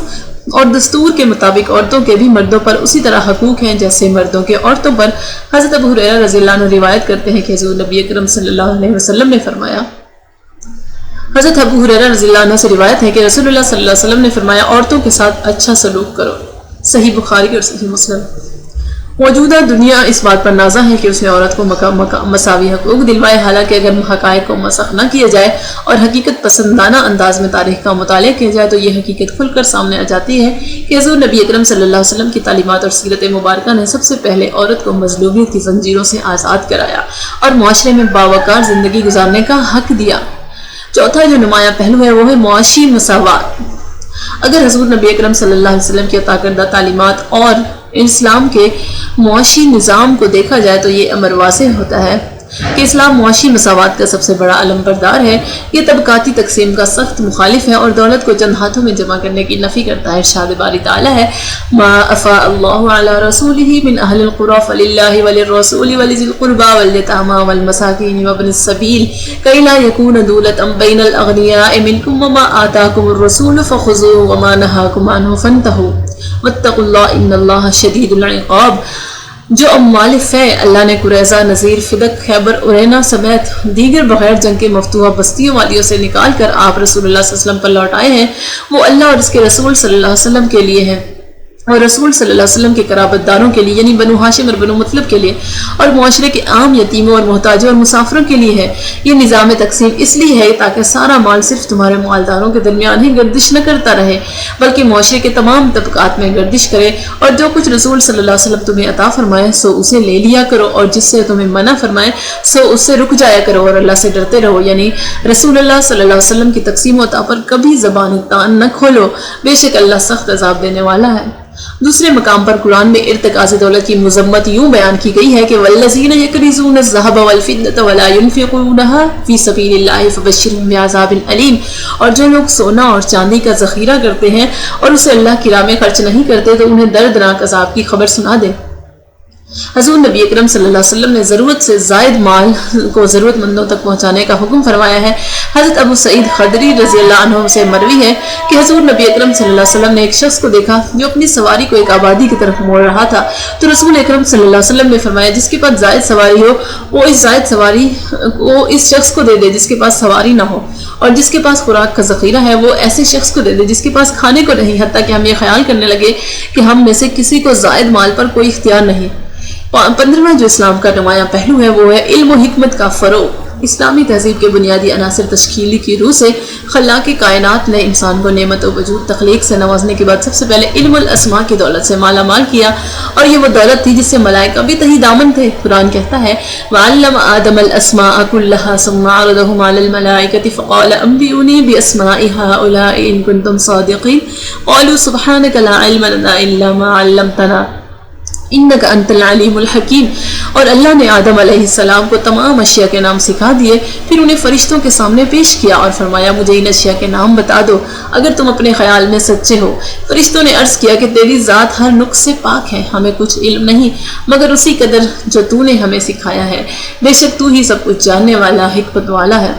اس تعلیم کا نتیجہ تھا کہ اسلام نے پہلے ہی دن سے عقلیت کی اہمیت پر زور دیا۔ قرآن اپنے مخاطبین سے عقل و خرد اور فہم و تدبر کے استعمال کا بار بار مطالعہ کرتا ہے۔ افلا تعقلون، افلا یتدبرون اور افلا یتفکرون اس کی دعوت کا عام جزو ہے۔ اس معقولیت پسند تعلیم کا نتیجہ ہے کہ وہ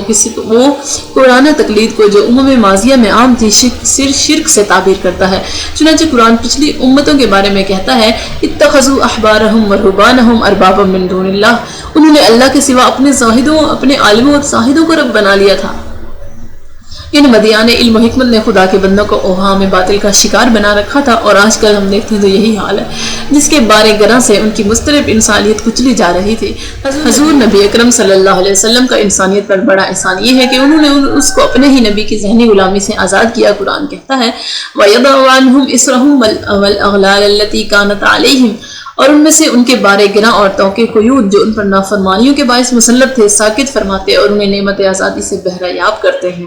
حضور نبی اکرم صلی اللہ علیہ وسلم کی طاقتور تہذیب کی اساس ہی یہ تھی کہ وحی الہی کا آغاز ہی اقرأ کے ایجابی امر سے ہوا۔ اقرأ بسم ربک الذی خلق، اے حبیب اپنے رب کے نام سے آغاز کرتے ہوئے پڑھیے جس نے ہر چیز کو پیدا فرمایا، اور انسان پر معبود برحق کی سب سے بڑی نعمت یہ بتائی گئی کہ اس نے نادان کو دانائی سکھائی۔ اقرأ وربک الاکرم الذی علم بالقلم علم الانسان ما لم یعلم، پڑھیے اور آپ کا رب بڑا ہی کریم ہے جس نے قلم کے ذریعے لکھنے پڑھنے کا علم سکھایا، جس نے انسان کو اس کے علاوہ بھی اور وہ کچھ سکھا دیا جو وہ نہیں جانتا تھا۔ حضور نبی اکرم صلی اللہ علیہ وسلم نے جس روایت علم و حکمت کی بنیادیں رکھی اس نے پوری انسانیت کو متاثر کیا۔ جارج سیٹن کہتے ہیں کہ عربی کلچر کا مطالعہ انسانی روایات کے طالب علم کے لیے بالعموم اور ان کے لیے بالخصوص اہمیت کا حامل ہے، جن کا سب سے بڑا کام قومی اور بین الاقوامی انتشار کے ماحول میں انسانی وحدت کی تشکیل کرنا ہے، کیونکہ عربی کلچر ماضی میں اور آج بھی مشرق اور مغرب میں رابطے کا بہت بڑا پل ہے۔ یہ وہی پل تھا جس سے ہند و عادات، جیبی تفاعل اور شطرنج اور چائنا کا ریشم، کاغذ اور چینی، مٹی، چینی مٹی یورپ پہنچے۔ لاطینی کلچر مغربی تھا، چینی کلچر مشرقی تھا، لیکن عربی کلچر میں دونوں جمع تھے کیونکہ یہ مغرب الاقصیٰ سے مشرق الاقصیٰ دونوں تک پھیلا ہوا تھا۔ لاطینی کلچر بحیرہ روم اور بحیرہ اوکیانوس، ہندو کلچر بحر ہند، مشرقی بعید کا کلچر بحر الکاہل تک محدود تھا، مگر عرب ملاحوں نے قرون وسطیٰ کے تمام سمندروں میں اپنے ڈیرے ڈالے جیسا کہ انگریز آج کے دور میں کر رہے ہیں۔ لاطینی اور یونانی کلچر، عیسائی عبرانی کلچر یہودی، مشرقی ایشیا بدھ مت تھا، جبکہ عربی کلچر بنیادی طور پر نہ کہ کلی طور پر اسلامی تھا۔ یہ مغرب کی عیسائیت سے لے کر مشرق کے بدھ مت تک پھیلا ہوا تھا اور دونوں کی قربت میں تھا۔ 16واں جو اسلام کا نمایاں پہلو ہے وہ ہے تجرباتی سائنس کا آغاز۔ حضور نبی اکرم صلی اللہ علیہ وسلم کی بعثت کے وقت عیسائیت رہبانیت کی اور افلاطونیت عیش و عشرت کی تعلیم دے رہی تھی۔ اگر یہ دونوں رجحان اسی طرح پنپتے رہتے تو سائنس اور علم کا خاتمہ ہو جاتا، لیکن اسلام نے ان رجحانات کی سمت تبدیل کر دی اور حصول علم اور انسانی قوت مشاہدہ کو پروکار لانے پر زور دیتے ہوئے موجودہ تجرباتی سائنس کی بنیاد رکھی،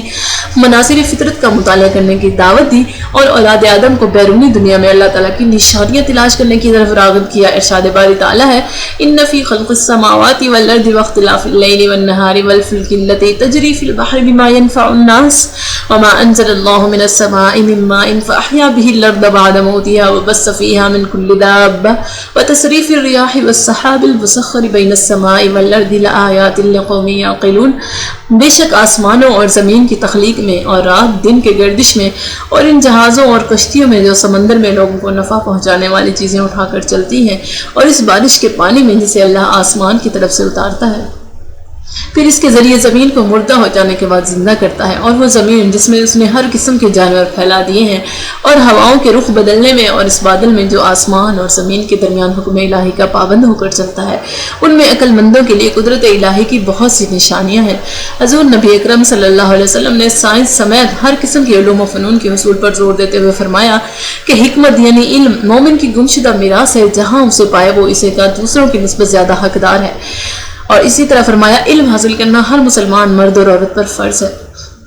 ان حقائق سے یہ ثابت ہوتا ہے کہ حضور نبی اکرم صلی اللہ علیہ وسلم نے تعلیمات نے جدید سائنس اور انقلابات پر کس طرح گہرے نقوش چھوڑے ہیں۔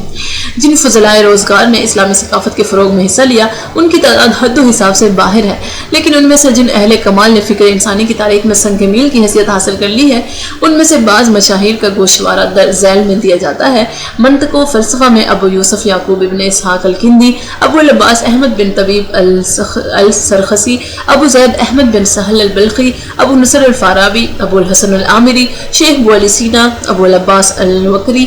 عمر الخیام، ابو البرکات بغدادی، ابن ماجہ، ابن طفیل، ابن رشد، شہاب الدین سہروردی مقتول، امام فخر الدین رازی، محقق نصیر الدین توسی، علامہ قطب الدین شیرازی، سراج الدین ارموی، افضل الدین خونجی، اسیر الدین امری، نجب الدین کاتبی، محقق دوانی، مرزا جان شیرازی، میر باقر داماد، ملا صدر الدین شیرازی، ملا محمود جونپوری، میر زاہد ہروی، ملا محب اللہ بہاری، اور طب میں علی بن ابن تبری، ابو بکر محمد بن زکریا الرازی، علی بن عباس المجوسی، ابو منصور قمری، شیخ ابو علی سینا، ابن رضوان مصری، ابو القاسم زہراوی، ابن زہر، علی ابن یسع ابن کہال، ابن النفیس، اور ریاضی و ہندسہ میں محمد بن موسیٰ الخوارزمی، عباس بن سعید الجوہری، سندھ بن علی بن موسیٰ، علی بن عیسیٰ المہانی، ابو العباس فضل بن حاتم التبریزی، ابراہیم بن سنان، ابو کامل شجاع بن اسلم، ابو جعفر الخازن، ابو الوفاء البوزجانی، ابو سہل ویجن بن رستم الکوہی، ابو نصر بن عراق، ابن الحسم، ابو الجود، ابو بکر القرخی، استاذ المختص، ابو الحسن علی بن احمد انصوی، عمر خیام، ابو الفتح محمود اصفہانی، محقق نصیر الدین توسی اور شمس الدین سمرقندی، اور حیت میں محمد بن ابراہیم الفزاری، یعقوب بن طارق، محمد بن موسیٰ الخوارزمی، یحییٰ بن ابی منصور، خالد بن عبد الملک المروزی، عباس بن سعید الجوہری، سند بن علی الکندی، حبش المحاسب، ابو معشر البلخی، ابو حنیفہ الدینوری، جابر بن سنان البتانی، ابو العباس فضل بن حاتم النیریزی، سلیمان بن اسما، ابو العزیز الہاشمی، ابو جعفر الخازن، ابن العالم، وشیار بن لبان، احمد بن عبد الجلیل السجزی، عبد الرحمن الصوفی، ابو سہل ویجن بن رستم الکوہی، ابو الوفا البوزجانی، ابو حامد الصنعانی، ابو محمود الجندی، ابو الحسن علی بن احمد نصوی، ابو نصر بن عراق، ابو ریحان البیرونی، محمد بن احمد الماموری، عمر الخیام، ابو الفتح عبد الرحمن الخازن، ابن یونس صاحب الزیغ الحاکمی، ابن الصفار، ابن المسحہ الزرکیال، بہاؤالدین ابو محمد الخرقی، محقق توسی، قطب الدین شیرازی، محی الدین مغربی، محمود بن عمر الخمینی، الخبیر، غیاث الدین کاشی، قاضی زادہ رومی، مولانا علاء الدین کوشگی اور میرم چلپی، ملا فرید منجم، امام الدین ریاضی اور مرزا خیر اللہ مہندس۔ جغرافیہ میں ابن خردازبہ، ابن واضح الیعقوبی، ابو الحسن المسعودی، ابن رستہ الجہانی، ابن الفقیہ، ابن حوکل المقدسی، ابن حائق الحمدانی، الادریسی، ابو الفدا البکری، یاقوت حمد اللہ مستوفی، اور تاریخ میں ابن اسحاق، ابن حشام الواقدی، ابن سعد المدائنی، الکلبی، البلازری، ابو الحسن المسعودی، ابن کتی، ابن کیتبہ، ابن جریر الطبری، ابو ریحان البیرونی، ابن مسکویہ، ابن الاسیر، ابن کثیر، ابو الفدا، ابن خلدون، عطا ملک جوینی، حمد اللہ مستوفی، رشید الدین فضل اللہ، ابن الندیم، قاضی ساحد اندلسی، شہرستانی، ابن الففتی، ابن ابی اسیبہ، ابو الحسن البیہقی، منہاج سراج جوزجانی، ضیاء الدین برقی، ابو الفضل عبد القادر دربد ایونی، فرشتہ وغیرہ۔ الغرض یہ مسلمان سائنسدانوں کا اجمالی تذکرہ ہے جنہوں نے مختلف میدانوں میں علم و حکمت کے نئے آفاق متعارف کروائے۔ قرون وسطیٰ، جارج سرٹن کہتے ہیں کہ قرون وسطیٰ کے کچھ بڑے علمی نام عالم عرب سے تعلق رکھتے ہیں۔ ریاضی دان اور ماہرین فلکیات مثلا الخوارزمی، الفرغانی، البطانی، ابو الوفا، عمر خیام البیرونی، فلاسفر مثلا الفارابی، الغزالی، ابن رشد، ابن خلدون، طبیب مثلا الرازی، اسرائیلی، علی ابن عباس، ابو القاسم، ابن سینا، مامون۔ اس تعداد میں غیر معمولی اضافہ کیا جا سکتا ہے۔ ان میں سے اکثر لوگ عرب تھے لیکن سارے لوگ مسلمان نہیں تھے، لیکن ان سب کا تعلق ایک ہی ثقافتی گروہ سے تھا اور وہ ان کی زبان عربی تھی۔ اس سے قرون وسطیٰ کی فکر کی صرف لاطینی تحریروں کی بنیاد پر وضاحت کرنے کی سطحیت اور مضحکہ خیزی واضح ہو جاتی ہے۔ صدیوں تک تو لاطینی سائنسی کتب بمشکل ہی کسی شمار میں تھی، وہ فرسودہ اور نامانوس تھی۔ عربی سائنس کی بین الاقوامی زبان تھی۔ اس سے پہلے سوائے یونانی کے کوئی زبان اتنا مقام حاصل نہ کر سکی تھی، اور نہ ہی اس کے بعد۔ یہ صرف کچھ لوگوں، ایک قوم یا ایک عقیدے کی زبان نہ تھی، بلکہ کئی لوگوں، کئی قوموں اور کئی عقیدوں کی زبان تھی۔ لیکن یہ حضرات محض عالم ہی نہیں تھے بلکہ جید مفکر بھی تھے، جن کی دقت نظر اور جدت فکر نے علم و حکمت کے ذخیرے میں بیش بہا اضافے کیے۔ جارج سرٹن ایک اور جگہ کہتے ہیں کہ بہترین عرب سائنسدان اس یونانی اور ہندو سائنس سے مطمئنہ تھے جو انہیں ورثے میں ملی تھی۔ انہوں نے ملنے والے اس علمی خزانے کی تعریف اور احترام کیا، لیکن وہ اتنے ہی جدید اور علم کے حریص تھے جتنے کہ آج ہم ہیں، اور وہ مزید علم بھی چاہتے تھے۔ انہوں نے اقلیدس، اپولوینس اور ارشمیدس پر تنقید کی اور بطلیموس کو زیر بحث لائے، فلکیاتی جدولوں کو بہتر کرنے کی کوشش کی اور مقبول اور مروج نظریات میں جا بجا موجود غلطیوں کے اسباب کو دور کیا۔ انہوں نے الجبرا اور تکونیات کے ارتقاء کو ممکن بنایا اور 16ویں صدی کے یورپین ماہرین نے الجبرا کے لیے راستہ ہموار کیا۔ اکثر و بیشتر وہ اس قابل تھے کہ انہوں نے نئے تصورات پیش کیے، نئے مسائل سامنے لائے اور پہلے سے موجود روایات کے تسلسل میں نئی گرہیں لگائیں۔ ایک مغربی مصنف آرنولڈ لیگیسی آف اسلام میں لکھتا ہے، عرب و مسلمانوں نے سائنس میں واقعی بڑے کمالات حاصل کیے۔ انہوں نے صفر کا استعمال یا ترکیب اعداد کا طریقہ سکھایا، اگرچہ انہوں نے اسے ایجاد نہیں کیا تھا، اور اس طرح وہ روزانہ زندگی کے علم نصاب کے بانی بن گئے۔ انہوں نے علم الجبر والمقابلہ کو ایک تحقیقی علم بنا دیا اور اسے بہت زیادہ ترقی دی۔ انہوں نے تحلیلی ہندسہ کی بنیاد ڈالی۔ اس بات میں کوئی اختلاف نہیں ہے کہ وہ علم المسلات المستویہ اور علم المثلثات الکرویہ کے بانی تھے۔ جو صحیح بات یہ ہے کہ ان کے زمانے سے پہلے وجود ہی میں نہیں آئے تھے۔ علم الحیت میں انہوں نے قیمتی مشاہدات کیے، جن کے اندر 6 صدیوں تک شیخ ابو علی سینا کی کتاب القانون یورپی یونیورسٹیوں میں داخلہ نصاب رہی۔ اس سے پہلے علی بن العباس المجوسی کی کتاب کامل الصناعہ کا رواج تھا۔ اس کے علاوہ ابو بکر بن زکریا الرازی کی بہت سی طبی تصانیف وہاں مروج تھی، اور 17واں جو اسلام کا نمایاں پہلو ہے وہ مبنی بر حقائق فکری روایات کا آغاز ہے۔ علمی دنیا میں مسلمانوں نے حقائق کی تلاش اور دریافت پر علمی روایت کی بنیاد رکھی۔ یونانی منطق میں صرف قیاس کو اہمیت دی جاتی تھی، استقرا اور تمثیل کو درخوے اتنا نہیں سمجھا جاتا تھا، مگر منطق کے مسلمان نقادوں نے استقرا کی اہمیت پر بھی زور دیا اور فقہاء کرام نے تمثیل کے مباحث کا بڑی دقت نظر سے مطالعہ کیا۔ طب میں دوران خون کے نظریے کا انکشاف ولیم ہاروے کا کارنامہ بتایا جاتا ہے، مگر اس کا شرف ابن النفیس کو پہنچتا ہے۔ حیات میں گردش ارضی کے نظریے کا انکشاف کوپرنکس کی جانب کیا جاتا ہے، مگر آج سے 1000 سال پہلے اس نظریے کا سرگرم علمبردار احمد بن عبد الجلیل السجزی تھا، جس نے اپنا استدلال بھی اس اصول پر بنایا تھا کہ زمین سورج کے گرد گھومتی ہے۔ قمر کے اختلاف ثالث کی دریافت کا شرف ٹیکوبرس کو دیا جاتا ہے، مگر اس کا مستحق ابو الوفا البوزجانی ہے۔ اقلیدس کے خطوط متوازی کے مصادرہ یعنی پیرالل پاسٹولیٹ کا بدل جو پلیفیر کے علوم متعارفہ کے نام سے موسوم ہے، ایک انگریز ہندسادان پلیفر کی دریافت بتایا جاتا ہے، جسے اس نے اپنے اصول اقلیدس کی ایڈیشن مرتبہ 1795 میں لکھا تھا، مگر سب سے پہلے ابن الحسن نے اسے دریافت کیا تھا۔ اس نے پلیفر سے 800 سال قبل اس حقیقت کو پا لیا تھا، اور پلیفر سے کوئی 550 سال قبل محقق توسی نے اسے اپنے الرسالہ شافیت میں اس کو بتصریح ابن الحسن کی طرف منسوب کیا ہے۔ پلے فیر کا علوم متعارفہ حسب ذیل ہے: Two interesting straight lines cannot be parallel to one and the same، اور بعین ہی یہی الفاظ ابن الحسن کے ہیں کہ ایک دوسرے کو کاٹنے والے دو خط مستقیم ایک ہی خط مستقیم کے متوازی نہیں ہو سکتے۔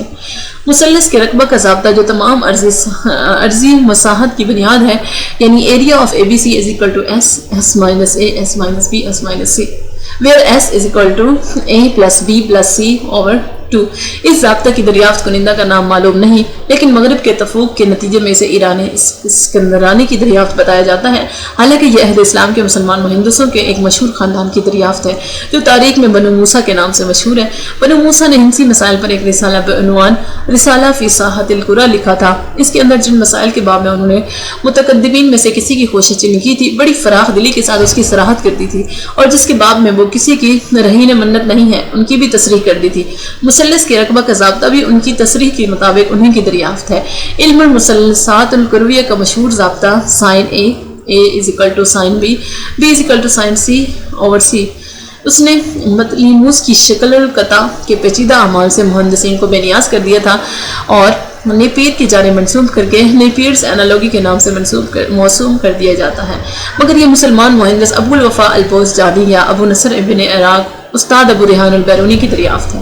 18واں جو نمایاں پہلو ہے وہ ہے تصور کائنات کی اصلاح، یعنی کائنات کا صحیح تصور بنانا۔ حضور نبی اکرم صلی اللہ علیہ وسلم سے قبل انسانیت کا تصور کائنات توہمات اور مغالطوں پر مشتمل تھا، فطرت و مظہر انسان کا معبود تھا، مگر آپ صلی اللہ علیہ وسلم نے اس تصور کو کلیتاً بدل دیا اور اہل ایمان کو کائنات کی پرستش کرنے کی بجائے اس کی تسخیر کرنے کی تعلیم دی۔ آپ سے قبل مشرک اقوام کا یہ حال تھا کہ وہ مظاہر کائنات کے سامنے گڑ گڑاتے ہوئے جاتے تھے، اور جو کچھ اتفاق سے مل جاتا تھا اسے مزعومہ دیوتاؤں کی دین سمجھتے تھے، اور جو کچھ نہ ملتا اسے اس کی قہر و غضب کا نتیجہ گردانتے تھے۔ چنانچہ جب سکندر بحری سفر پر روانہ ہوا تو سمندر کے دیوتاؤں کی خوشنودی حاصل کرنے کے لیے ایک سانڈ کی قربانی دی، لیکن اس کے برعکس اسلام اپنے پیروں کی بار بار ہمت افزائی کرتا ہے کہ وہ عالم طبعی کو مسخر کر کے اس پر حکمرانی کرے۔ چنانچہ ارشاد ربانی ہے: الم تروا ان اللہ سخر لکم ما فی السماوات وما فی الارض واسبغ علیکم نعمہ ظاہرۃ وباطنہ، کیا تم نے نہیں دیکھا کہ اللہ نے تمہارے لیے ان تمام چیزوں کو مسخر فرما دیا ہے جو آسمانوں میں ہیں اور جو زمین میں ہیں، اور اس نے اپنی ظاہری اور باطنی نعمتیں تم پر پوری کر دی ہیں۔ دوسری جگہ ارشاد ربانی ہے: اللہ الذی سخر لکم البحر لتجری الفلک فیہ بامرہ ولتبتغوا من فضلہ ولعلکم تشکرون، اللہ ہی ہے جس نے سمندر کو تمہارے قابو میں کر دیا تاکہ اس کے حکم سے اس کے جہاز اور کشتیاں چلیں، اور تاکہ تم بحری راستوں سے اس کا فضل یعنی رزق تلاش کر سکو، اور اس لیے کہ تم شکر گزار ہو جاؤ۔ پھر فرمایا: وَسَخَّرَ لَكُم مَّا فِي السَّمَاوَاتِ وَمَا فِي الْأَرْضِ جَمِيعًا مِّنْهُ إِنَّ فِي ذَلِكَ لَآيَاتٍ لِّقَوْمٍ يَتَفَكَّرُونَ، اور اس نے تمہارے لیے جو کچھ آسمانوں میں ہے اور جو کچھ زمین میں ہے سب کو اپنی طرف سے نظام کے تحت مسخر کر دیا، بے شک اس میں ان لوگوں کے لیے نشانیاں ہیں جو غور و فکر کرتے ہیں۔ اور 19واں جو اسلام کا نمایاں پہلو ہے وہ ہے سائنسی علوم کا فروغ۔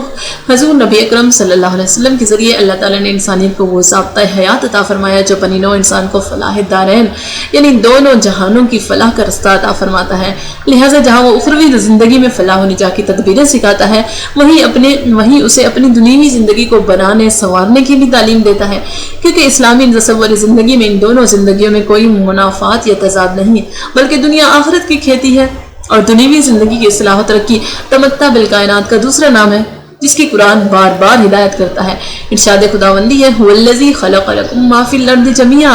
وہی ہے جس نے سب کچھ جو زمین میں ہے تمہارے لیے پیدا کیا۔ اس تسخیر کائنات کے حکم خداوندی کی بجا آوری کا جذبہ اسلامی فکر میں مختلف علوم و فنون کے پیدا ہونے کا سب سے قوی عامل ہے۔ یہی نہیں بلکہ قرآن تفصیل کے ساتھ فطرت کے مختلف مظاہر کے مطالعے کی تاکید کرتا ہے۔ تمام علوم طبعی کا سنگ بنیاد مطالعہ فطرت ہے اور قرآن حکیم بار بار اس پر زور دیتا ہے۔ وہ ایجابی طور پر اپنے متبعین کو مامور کرتا ہے کہ وہ مظاہر کائنات کا مشاہدہ کریں کیونکہ ان میں سوچنے اور سمجھنے والوں کی رہنمائی کے لیے نشانیاں ظاہر و باہر ہیں۔ قُلِ انظُرُوا مَاذَا فِي السَّمَاوَاتِ وَالْأَرْضِ وَمَا تُغْنِي الْآيَاتُ وَانظُرْ عَنْ قَوْمٍ لَا يُؤْمِنُونَ، فرما دیجئے تم لوگ دیکھو تو صحیح آسمانوں اور زمین کی اس وسیع کائنات میں قدرت الہیہ کی کیا کیا نشانیاں ہیں، اور یہ نشانیاں اور عذاب الہی سے ڈرانے والے پیغمبر ایسے لوگوں کو فائدہ نہیں پہنچا سکتے جو ایمان لانا ہی نہیں چاہتے۔ یہی نہیں بلکہ اس فریضے سے پہلو تہی کرنے والوں کو زجر و توبیخ کرتا ہے۔ اولم ينظروا في ملكوت السماوات والارض وما خلق الله من شيء وان عسى ان يكون قد اقترب اجلهم فبأي حديث بعده يؤمنون، کیا انہوں نے آسمانوں اور زمین کے بادشاہت میں اور علاوہ ان کے جو کوئی چیز بھی اللہ نے پیدا فرمائی اس میں نگاہ نہیں ڈالی اور غور نہیں کیا، اور اس میں کہ کیا عجب ہے ان کی مدت کہ موت قریب آ چکی ہو، پھر اس کے بعد وہ کس بات پر ایمان لائیں گے۔ اسلام کے نظریہ حیات میں تکمیل ایمان بالآخرت پر موقوف ہے، اور اس کے حاصل کرنے کے لیے تخلیق کائنات کا مطالعہ اور اس مطالعے کے لیے سیر و سیاحت ضروری ہے۔ قرآن کہتا ہے کہ قُلْ سِیرُوا فِی الْأَرْضِ فَانظُرُوا کَیْفَ بَدَأَ الْخَلْقَ ثُمَّ اللَّهُ يُنشِئُ النَّشْأَةَ الْآخِرَةَ إِنَّ اللَّهَ عَلَىٰ كُلِّ شَیْءٍ قَدِیر، فرما دیجئے تم زمین میں کائناتی زندگی کے مطالعے کے لیے چلو پھرو، پھر دیکھو یعنی غور اور تحقیق کرو کہ اس نے مخلوق کی زندگی کی ابتدا کیسے فرمائی، پھر وہ دوسری زندگی کو کس طرح اٹھا کر ارتقاء کے مراحل سے گزارتا ہوا نشوونما دیتا ہے۔ بے شک اللہ ہر چیز پر بڑی قدرت رکھنے والا ہے، اور اس فریضہ کی بجا آوری میں کوتاہی کرنے والوں کے لیے وہ باز پرس کرتا ہے۔ اولم یروا کیف یبدئ اللہ الخلق ثم یعیدہ ان ذلک علی اللہ یسیر، کیا انہوں نے نہیں دیکھا یعنی غور نہیں کیا کہ اللہ کس طرح تخلیق کی ابتدا فرماتا ہے پھر اسی طرح اس کا اعادہ فرماتا ہے، بے شک یہ کام اللہ پر آسان ہے۔ قرآن سے معلوم ہوتا ہے کہ فلکیات کا مطالعہ ملت اسلامیہ کا مقدس ترین ورثہ ہے۔ اس نے سب سے پہلے مسلمانہ یعنی سیدنا ابراہیم علیہ السلام کی چشم جہاں دین کو نور توحید سے روشن کیا، بقول اقبال رحمۃ اللہ علیہ، وہ سکوت شام صحرا میں غروب آفتاب جس سے روشن تر ہوئی چشم جہاں بین خلیل۔ ارشاد ربانی ہے فلما جن علیہ اللیل رأى کوکبا قال هذا ربی فلما افل قال لا احب الآفلین، فلما رأى القمر بازغا قال هذا ربي فلما أفل قال لئن لم يهدني ربي لأكونن من القوم الضالين، فلما رأى الشمس بازغة قال هذا ربي هذا أكبر، فلما أفلت قال يا قوم إني بريء مما تشركون إني وجهت وجهي للذي فطر السماوات والأرض حنيفا وما أنا من المشركين۔ پھر جب ان پر رات نے اندھیرا کر دیا تو انہوں نے ایک ستارہ دیکھا تو کہا کیا تمہارے خیال میں یہ میرا رب ہے؟ پھر جب وہ ڈوب گیا تو اپنی قوم کو سنا کر کہنے لگے میں ڈوب جانے والوں کو پسند نہیں کرتا۔ پھر جب چاند کو چمکتے ہوئے دیکھا تو کہا کیا تمہارے خیال میں یہ میرا رب ہے؟ پھر جب وہ بھی غائب ہو گیا تو اپنی قوم کو سنا کر کہنے لگے اگر میرا رب مجھے ہدایت نہ فرماتا تو میں بھی ضرور تمہاری طرح گمراہوں کی قوم میں سے ہو جاتا۔ پھر جب سورج کو چمکتے ہوئے دیکھا تو کہا کیا اب تمہارے خیال میں یہ میرا رب ہے کیونکہ یہ سب سے بڑا ہے۔ پھر جب وہ بھی چھپ گیا تو بول اٹھے کہ اے لوگو میں ان سب چیزوں سے بیزار ہوں جنہیں تم اللہ کا شریک گردانتے ہو، بے شک میں نے اپنا روح ہر سمت سے ہٹا کر یکسوئی سے اس ذات کی طرف پھیر لیا ہے جس نے آسمانوں اور زمین کو بے مثال پیدا فرمایا ہے، اور جان لو کہ میں مشرکوں میں سے نہیں ہوں۔ اسی لیے قرآن خصوصیت سے اجرام فلکی کے مشاہدے کی ترغیب دیتا ہے کیونکہ یہ مطالعہ انسان ہی کے فائدے کے لیے ہے۔ هو الذی جعل الشمس ضیاء والقمر نورا وقدره منازل لتعلموا عدد السنین والحساب ما خلق اللہ ذلک الا بالحق یفصل الآیات لقوم یعلمون، وہی ہے جس نے سورج کو روشنی کا منبع بنایا اور چاند کو اس سے روشن کیا اور اس کے لیے کم و بیش دکھائی دینے کی منزلیں مقرر کی تاکہ تم برسوں کا شمار اور اوقات کا حساب معلوم کر سکو، اور اللہ نے یہ سب کچھ نہیں پیدا فرمایا مگر درست تدبیر کے ساتھ۔ وہ ان کائناتی حقیقتوں کے ذریعے اپنی خالقیت، وحدانیت اور قدرت کی نشانیاں ان لوگوں کے لیے تفصیل سے واضح فرماتا ہے جو علم رکھتے ہیں۔ چنانچہ جب یہ آیت کریمہ ان فی خلق السماوات والارض واختلاف اللیل والنہار لآیات لأولی الالباب، بے شک آسمانوں اور زمین کے تخلیق میں اور شب و روز کی گردش میں عقل سلیم والوں کے لیے اللہ کی قدرت کا نشانیاں ہیں کا نزول ہوا، تو حضور نبی اکرم صلی اللہ علیہ وسلم نے فرمایا کہ تباہی ہے اس کے لیے جو اس آیت کریمہ کی منہ سے تلاوت کرتا ہے مگر اس کے معنی و مفہوم پر غور نہیں کرتا۔ اور یہ رجحان علماء دین میں آخر تک قائم رہا، چنانچہ امام غزالی کا ارشاد ہے کہ جو شخص علم الحیت اور علم التشریق نہیں جانتا وہ معرفت باری تعالیٰ میں ناقص ہے۔ امام غزالی کے معاصر مقدم حکیم ابو الحسن الزبیری تھے جو مشہور فلسفی عمر خیام کے استاد تھے۔ ایک دن وہ عمر خیام کو حیت کی مشہور کتاب المجتبی پڑھا رہے تھے۔ ایک فقیہ وہاں سے گزرے اور استاد سے پوچھا کیا پڑھا رہے ہو؟ حکیم ابو الحسن نے جواب دیا کہ آیت کریمہ افلم ينظروا الى السماء فوقهم كيف بنيناها وزيناها وما لها من فروج کی تفسیر بیان کر رہا ہوں۔ اسی طرح قرآن دیگر طبیعتی علوم کی طرف رہنمائی کرتا ہے۔ وہ کہتا ہے ان فی السماوات والارض لآیات للمؤمنین وفی خلقکم وما یبث من دابۃ آیات لقوم یوقنون واختلاف اللیل والنہار وما انزل اللہ من السماء من رزق فاحیا به الارض بعد موتها وتصریف الریاح آیات لقوم یعقلون۔ بے شک آسمانوں اور زمین میں یقیناً مومنوں کے لیے نشانیاں ہیں، اور تمہاری اپنی پیدائش میں اور ان جانوروں میں جنہیں وہ پھیلاتا ہے یقین رکھنے والے لوگوں کے لیے نشانیاں ہیں، اور رات دن کے آگے پیچھے آنے جانے میں اور بصورت بارش اس رزق میں جسے اللہ آسمان سے اتارتا ہے پھر اس سے زمین کو اس کی مردنی کے بعد زندہ کر دیتا ہے، اور اسی طرح ہواؤں کے رخ پھیرنے میں ان لوگوں کے لیے نشانیاں ہیں جو عقل و شعور رکھتے ہیں۔ قرآن کہتا ہے کہ مظاہر کائنات میں معرفت باری تعالیٰ کی نشانیوں کے علاوہ غور فکر کرنے والوں کے لیے اور بھی کچھ ہے، کیونکہ کائنات تو مافیہ کی انمیراث ہے، اس لیے انہیں اس کی تسخیر کا طریقہ جاننا چاہیے۔ والأرض بعد ذلك دحاها أخرج منها ماءها ومرعاها والجبال أرساها متاعا لكم ولأنعامكم، اور اسی نے زمین کو اس ستارے سورج کے وجود میں آ جانے کے بعد اسے الگ کر کے زور سے پھینک دیا اور اسے قابل رہائش بنانے کے لیے بچھا دیا۔ اسی نے زمین میں سے اس کا پانی الگ نکال لیا اور بقیہ خشک کتاب میں اس کی نباتات نکالی، اور اس نے بعض مادوں کو باہم ملا کر زمین سے محکم پہاڑوں کو ابھار دیا۔ یہ سب کچھ تمہارے اور تمہارے چوپایوں کے فائدے کے لیے کیا۔ لہٰذا انسان کو تمتع بالکائنات کے ساتھ اس عمل الہی پر بھی نظر رکھنی چاہیے جو کائنات میں جاری و ساری ہے۔ ارشاد ربانی ہے فَلْيَنْظُرِ الْإِنسَانُ إِلَىٰ طَعَامِهِ، بس انسان کو چاہیے کہ وہ اپنی غذا کی طرف دیکھے اور غور کرے۔ وہ مظاہر کائنات کے ساتھ حیات حیوانی کے مطالعے پر بھی زور دیتا ہے، کیونکہ یہی اسلام کی مقصد بعثت کی تکمیل کا صحیح راستہ ہے اور اسی کی مدد سے ایمان تک رسائی ہوتی ہے۔ افلا ينظرون الى الابل كيف خلقت، منکرین تعجب کرتے ہیں کہ جنت میں یہ سب کچھ کیسے بن جائے گا، تو کیا یہ لوگ اونٹ کی طرف نہیں دیکھتے کہ وہ کس طرح عجیب ساخت پر بنایا گیا ہے؟ اسی طرح وہ تاریخ طبعی یعنی نیچرل ہسٹری اور حیوانیات زولوجی کے مطالعے پر آمادہ کرتا ہے۔ واللہ خلق کل دابۃ من ماء منہ من یمشی علی بطن ومنہم من یمشی علی رجل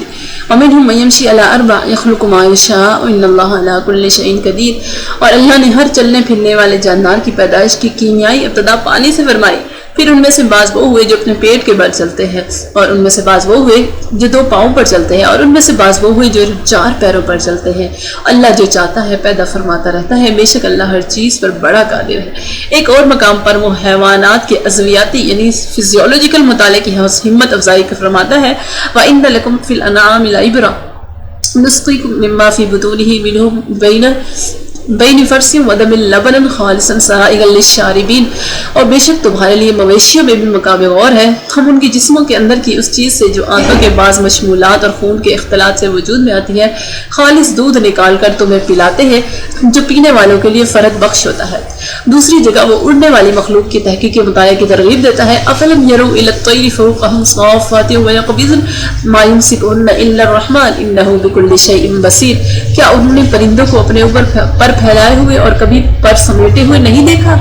انہیں فضا میں گرنے سے کوئی نہیں روک سکتا سوائے رحمان کے بنائے ہوئے قانون کے، بے شک وہ ہر چیز کو خوب دیکھنے والا ہے۔ طبعی علوم کے ساتھ قرآن عقلی علوم کی تحصیل کا بھی حکم دیتا ہے اور علم کلام اور مناظر و مباحثہ کی رغبت دلاتا ہے۔ وَجَادِلْهُم بِالَّتِي هِيَ أَحْسَنُ، اور ان سے بحث بھی ایسے انداز میں کیجیے جو نہایت حسین ہو۔ فلسفے کے لیے وہ حکمت کو زندگی کی قدر اعلیٰ یعنی خیر کثیر کا مصداق بتاتا ہے۔ وَمَن يُؤْتِ الْحِكْمَةَ فَقَدْ أُوتِيَ خَيْرًا كَثِيرًا وَمَا يَذَّكَّرُ إِلَّا أُولُو الْأَلْبَابِ، اور جسے حکمت و دانائی عطا کی گئی اسے بہت بڑی بھلائی نصیب ہو گئی اور صرف وہی لوگ نصیحت حاصل کرتے ہیں جو صاحب عقل و دانش ہیں۔ جہاں تک منطق کا تعلق ہے، خود قرآن کریم کا پیرایا بیان ازائی کے بجائے برہانی ہے، اور علم البرہان کے ان قواعد و قوانین کے مراد پر مشتمل ہے جو فطرت انسانی کے مطالعے سے آج تک دریافت ہوئے ہیں یا آئندہ دریافت ہوں گے، جیسا کہ وہ خود کہتا ہے لقد ارسلنا رسلنا بالبشینات وانزلنا معهم الكتاب والمیزان لیقوم الناس بالقسط وَأَنزَلْنَا الْحَدِيدَ فِيهِ بَأْسٌ شَدِيدٌ وَمَنَافِعُ لِلنَّاسِ وَلِيَعْلَمَ اللَّهُ مَن يَنصُرُهُ وَرُسُلَهُ بِالْغَيْبِ إِنَّ اللَّهَ قَوِيٌّ عَزِيزٌ۔ بے شک ہم نے اپنے رسولوں کو واضح نشانیوں کے ساتھ بھیجا اور ہم نے ان کے ساتھ کتاب اور میزان عدل نازل فرمائی تاکہ لوگ انصاف پر قائم ہو سکیں، اور ہم نے معدنیات میں سے لوہا مہیا کیا اور ان میں آلات حرب و دفاع کے لیے سخت قوت اور لوگوں کے لیے صنعت سازی کے کئی دیگر فوائد ہیں، اور یہ اس لیے کیا تاکہ اللہ ظاہر کر دے کہ کون اس کی اور اس کے رسولوں کی یعنی دین اسلام کے بن دیکھے مدد کرتا ہے۔ بے شک اللہ خود ہی بڑی قدرت والا، بڑی قوت والا، بڑے غلبے والا ہے۔ علماء ربانی نے اس میزان قرآنی سے استنباط کر کے علم و معرفت کی میزانیں مقرر کی ہیں۔ چنانچہ امام غزالی رحمۃ اللہ علیہ آیت کریمہ وزین بالقسطاس المستقیم، جس میں قسطاس مستقیم بنی اسرائیل کا ذکر کیا گیا، اس کی تشریح میں لکھتے ہیں کہ وہ موازین پنجگانہ ہیں جنہیں اللہ تعالیٰ نے اپنی کتاب میں نازل فرمایا ہے اور اپنے رسولوں کو ان سے وزن کرنا سکھایا۔ بس جس نے رسول صلی اللہ علیہ وسلم سے سیکھا اور اللہ تعالیٰ کی میزان سے وزن کیا تو اس نے ہدایت پائی، اور جو اس سے گمراہ ہو کر رائے اور قیاس میں بھٹک گیا وہ گمراہ ہو گیا۔ قرآن اپنے متبعین سے مطالبہ کرتا ہے کہ وہ اپنے اعمال و افکار میں ان قرآنی میزانوں سے کام لیں۔ اس راست اندیشی اور استقامت فکر سے بھٹکنے کو وہ ممنوع قرار دیتا ہے۔ چنانچہ ارشاد ہے اللہ تطغوا فی المیزان، اور اسی نے آسمان کو بلند کر رکھا ہے اور اسی نے عدل کے لیے ترازو قائم کی ہے۔ اسی تعلیم کا نتیجہ تھا کہ بحث و نظر اور افہام و تفہیم کو اسلامی معاشرے میں شروع ہی سے مقبولیت حاصل رہی ہے۔ اس کا فطری نتیجہ تھا کہ اکابر علماء اسلام شروع سے منطق سے واقفیت پر زور دیتے رہے۔ چنانچہ امام غزالی رحمۃ اللہ علیہ مقاصد الفلاسفہ میں فرماتے ہیں کہ رہی منطقی مباحث تو ان میں سے اکثر صحیح و صائبہ ہوتے ہیں اور ان میں غلطی شاذ و نادر ہی ہوتی ہے۔ یہی نہیں بلکہ حصول سعادت اور تزکیہ روح کے لیے بھی وہ منطق کو ایجابی طور پر ضروری سمجھتے ہیں۔ بس منطق کا فائدہ حصول علم ہے اور علم کا فائدہ ابدی سعادت کا حصول ہے۔ بس جبکہ یہ بات صحیح ہے کہ سعادت کمال نفس کی طرف تزکیہ و تحلیہ ذات ہی کی طرف رجوع ہوتی ہے تو لا محالہ ماننا پڑے گا کہ منطق بڑی فائدے کی چیز ہے۔ امام غزالی رحمۃ اللہ علیہ سے پہلے ابن حزم اندلسی نے ارسطو طالیسی منطق کے متعلق لکھا تھا، اور وہ کتابیں جنہیں ارسطو نے خود کلام میں جمع کیا ہے وہ سب کی سب مکمل کتابیں ہیں جو اللہ عز و جل کی توحید اور قدرت پر دلالت کرتی ہے اور تمام علموں کی جانچ پڑتال میں بہت زیادہ مفید ہے۔ حضور نبی اکرم صلی اللہ علیہ وسلم کے عطا کردہ تعلیمات اور قرآن حکیم کا اثر تھا کہ اس کے زیر اثر اسلامی تہذیب علم و حکمت افزا تہذیب کے طور پر نمو پذیر ہوئی، جس نے علم و حکمت اور سائنس اور ٹیکنالوجی کے ہر میدان میں نئے آفاق متعارف کرائے۔ اچھا، جو اسلام کا سب سے نمایاں پہلو اور بہترین پہلو ہے وہ ہے دین و دنیا کا حسین امتزاج۔ دور نبوی میں مدینہ میں پروان چڑھنے والی تہذیب کا یہ خاصہ ہے کہ وہ افراد و تفرید کا شکار نہیں ہوتی۔ دین اور دنیا کے معاملات کو کچھ اس طریقے سے سلجھایا گیا ہے کہ نہ تو دینی مصروفیات دنیاوی ضروریات میں حائل ہو اور نہ دنیاوی تقاضے ہی دین پر غالب آئیں، بلکہ دونوں ساتھ ساتھ چلتے رہیں، کیونکہ حضور نبی اکرم صلی اللہ علیہ وسلم نے اپنے روحانی انہماک اور شب و روز کی عبادت گزاری کے ساتھ ساتھ دنیاوی مہمات کو بھی جاری رکھے ہوئے تھے۔ الغرض آپ صلی اللہ علیہ وسلم کی نشست برخاست اخلاق و کردار اور شب و روز دنیا کے سامنے آپ صلی اللہ علیہ وسلم کو ایک بے مثل ہستی اور صاحب اسوہ حسنہ بنا دیا جس پر چل کر انسان اپنی منزل مقصود کو بہت آسانی سے پا سکتا ہے۔ اسلام صرف ایک مذہب نہیں، ایک مکمل ضابطہ حیات ہے جو شاندار تہذیب اور ثقافتی اقدار کا حامل ہے۔ قرآن حکیم اور سیرت مبارکہ میں اس پہلو کو پوری جامعیت کے ساتھ بیان کیا گیا ہے۔ وَابْتَغِ فِيمَا آتَاكَ اللَّهُ الدَّارَ الْآخِرَةَ وَلَا تَنْسَ نَصِيبَكَ مِنَ الدُّنْيَا وَأَحْسِنْ كَمَا أَحْسَنَ اللَّهُ إِلَيْكَ وَلَا تَبْغِ الْفَسَادَ فِي الْأَرْضِ إِنَّ اللَّهَ لَا يُحِبُّ الْمُفْسِدِينَ۔ اور تو اس دولت میں سے جو اللہ نے تجھے دے رکھی ہے آخرت کا گھر طلب کر اور دنیا سے بھی اپنا حصہ نہ بھول، اور تو لوگوں سے ویسا ہی احسان کر جیسا اللہ نے تجھ سے احسان فرمایا ہے، اور ملک میں ظلم، ارتکاز اور استحصال کی صورت میں فساد انگیزی کی راہیں تلاش نہ کر، بے شک اللہ فساد بپا کرنے والوں کو پسند نہیں فرماتا۔ وَمَا الْحَيَاةُ الدُّنْيَا إِلَّا لَعِبٌ وَلَهْوٌ وَلَلدَّارُ الْآخِرَةُ خَيْرٌ لِلَّذِينَ يَتَّقُونَ أَفَلَا تَعْقِلُونَ۔ اور دنیوی زندگی کی عیش و عشرت کھیل اور تماشے کے سوا کچھ نہیں، اور یقیناً آخرت کا گھر ہی ان لوگوں کے لیے بہتر ہے جو تقوی اختیار کرتے ہیں۔ کیا تم یہ حقیقت نہیں سمجھتے؟